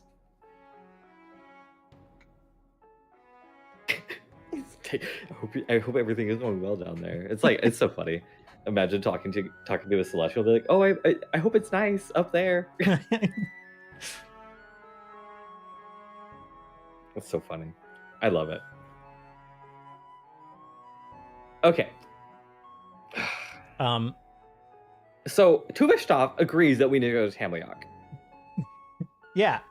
Tuveshtov Again. thinks that you should confront this person in the most dramatic way possible in front of the biggest audience possible. I don't trust her. I'll be honest. I know that she's like, we're on the same side, bitch. You ain't. No, you're on your side. Scene trusts her. It's part of the deal. She has to do her best to help you get famous. Either way. Yeah. Either way. If we can assume that Mr. Rurith can come get us in Nelock, that's fine by me. But if he cannot do that, then that puts us 2 days behind. So I want.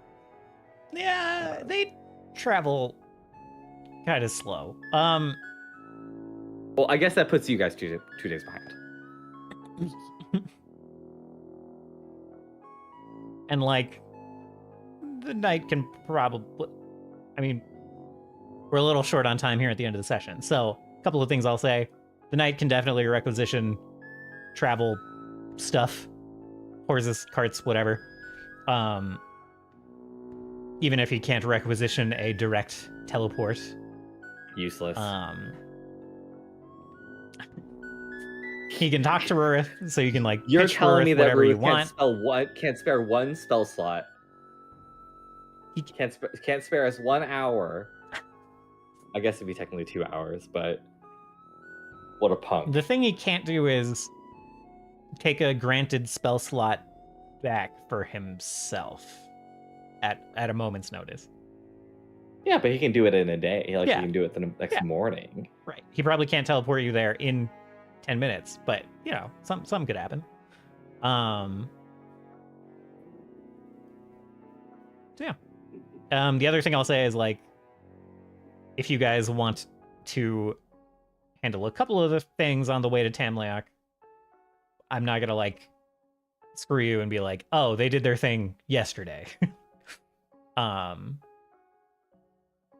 As long as you like, you know, if you put some effort into hustling and going fast, and you're not going out like, if you're not saying, well, we just want to take a quick detour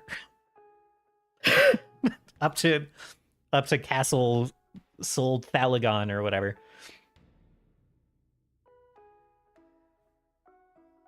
Yeah, there's just like only like from here to here. Yeah. The closest one is this one right here. Sure. Yeah.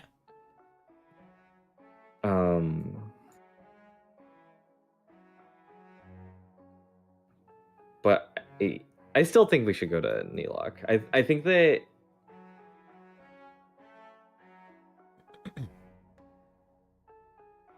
it not only represents the fastest way to get to Tamliok, possibly, but also it might give us more information about like what in the fuck is happening with these churches. I mean, clearly the Seraph has nothing to do with it. It feels like to me. Well, we've only seen one of the temples, and we know that they were being targeted. Well, right? No, they were circled. They were circled as like notable. They were circled, and there were. It did look like they were being targeted. There were like planned troop movements to like capture some of them.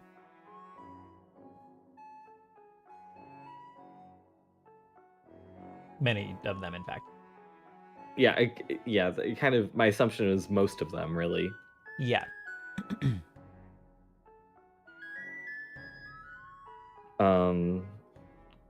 But Tamliok has 2.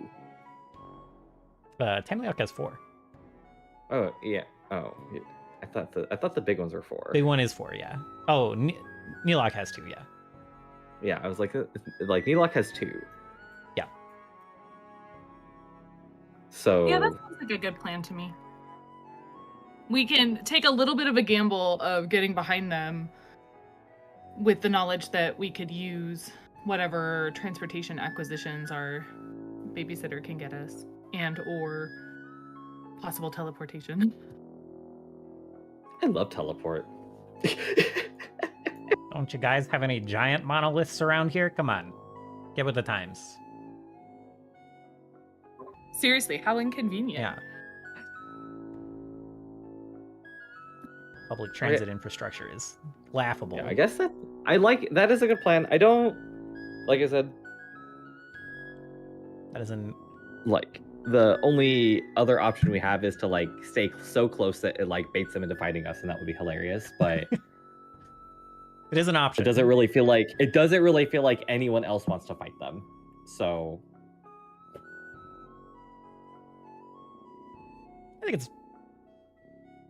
I think that's valid. To be like, let's I let understand. see. I understand. It's like you guys heard that he doesn't really know what the fuck is happening. He wants to make a judgment for himself. I get it. Yeah. My issue is I just don't see like something actionable other than like going back and praying, essentially, you know? But if people agree that that is also a good plan, I'm okay with that. I think going to Neelok is a great idea if that's what the party wants to do. Yeah, let's do it.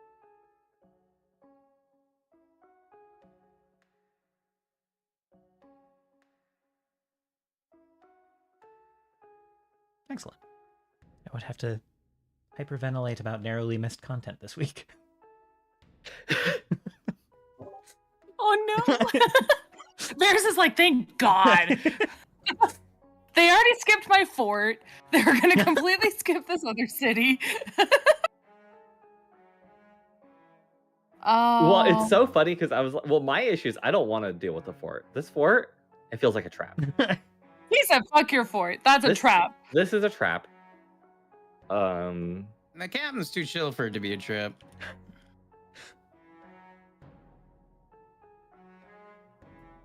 This also, like, fighting them also felt like a trap.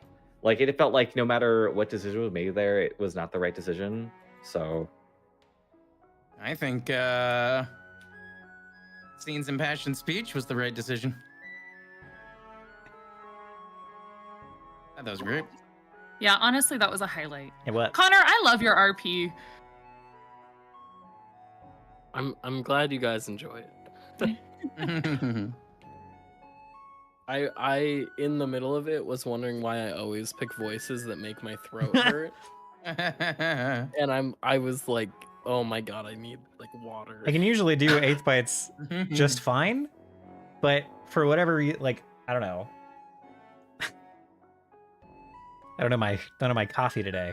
I'm like sipping tea a little slower. I'm not drinking water as much. I'm not hydrated. I'm not hydrated enough for 8th bites voice to be comfy.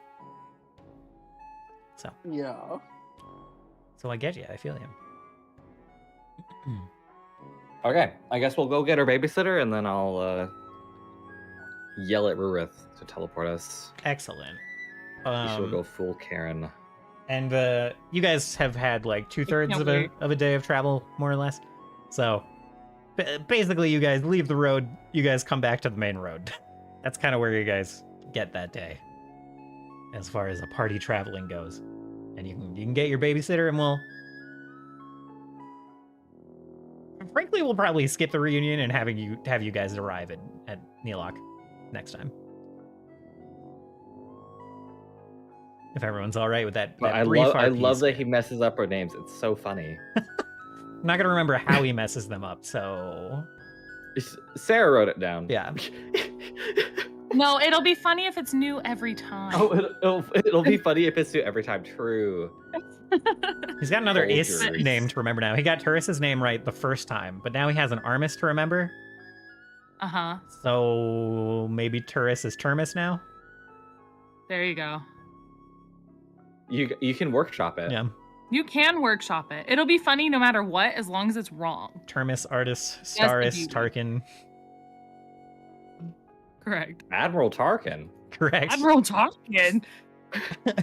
Okay. Well, I have to hurry up and shower, so I will talk to you guys all next week. Sounds good. Catch you guys later. Thank you for playing. Sorry I was rusty. We will not Not next week. be Not playing next week. Oh, Not fuck, next week. Sarah! Sorry. I'm in Vegas. We'll Correct. see all of you guys in 2 weeks. When I will be rusty Sweet. again. Woo! Yay. It's okay, Varys. I'll have been on a 6-week break I do by not the time I Poor GM again. thing. remotely envy that. I was like mostly okay today, but I definitely felt it, you know? Okay. Yeah, I feel it'll be interesting in 3 weeks when I'm able to fucking GM again. I'm sorry. Frankly, It's all Sarah's fault, frankly. I'm happy we got one game in and that the curse didn't manifest. Even though I Thank you so much al- for not manifesting that curse. even though I almost Even though sent you 2 of our scared me. players to the Bye. hospital. All right, y'all. Later. I was Yeah. about to send a Bye. message, at 10 o'clock in the morning saying, oh, I'm just going to sleep in. See you guys later. No.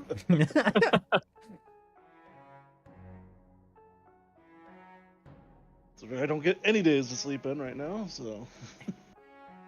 Oh no. Oh, no, that's not true. Tuesdays I do now You would think because of school. that I would, considering I go to bed at 8 and I wake up at 4.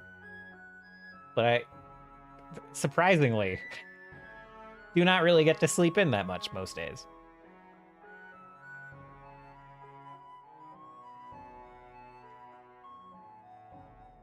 Even on days I normally have off, now I have to get up to make sure that the youngest gets up in time for school. Gotcha. Yeah. That makes sense. He's technically in high school now, which is funny because out here it's K through 6 is primary, and then 7 through 12 is high school. Oh wow.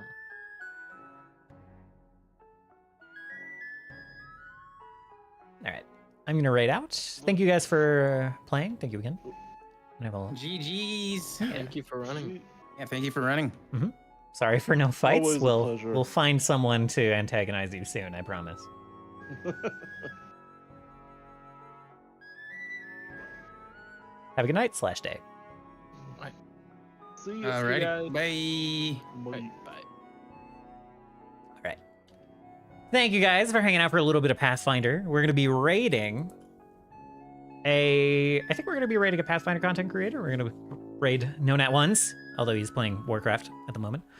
Kind of the one of the bigger Pathfinder creators on YouTube these days has been doing a subathon for since before you were born. About 100 days. About 100 days on this subathon. So we're gonna head over there and say hi. If you would like to actually say hi, that would be delightful. As for me, I don't know what I'm doing this week. I don't know. I'm gonna try to hop on and do some music soon. Been working on some commissions. I might start doing that online a little bit because it's been taking up a lot of time, and it might as well take up time on stream, you know? I'm pretty productive on stream. Some of my best music comes out of being streaming. I just activated the AI on Google somehow. Activated my phone's AI. So yeah, I don't know. It just started recording everything I was saying. That was great. Anyway, towards the end of the month, we're going to be playing a ton of Monster Hunter. Going to be holding open lobbies on Monster Hunter and stuff. So if you want to play some of that, come hang out then. I'll be trying to do some of that like after every Twitch stream, every Pathfinder stream, every like music thing. We're going to try to be mixing in a lot of Monster Hunter. I'm going to try to mostly, if I'm just playing Monster Hunter for a couple of hours, I'm just going to try to hop on stream at the same time. So maybe I'll try to get a PNG tuber or something ready for that. case I want to go live when I'm not looking the cutest. Anyway, that's all for me.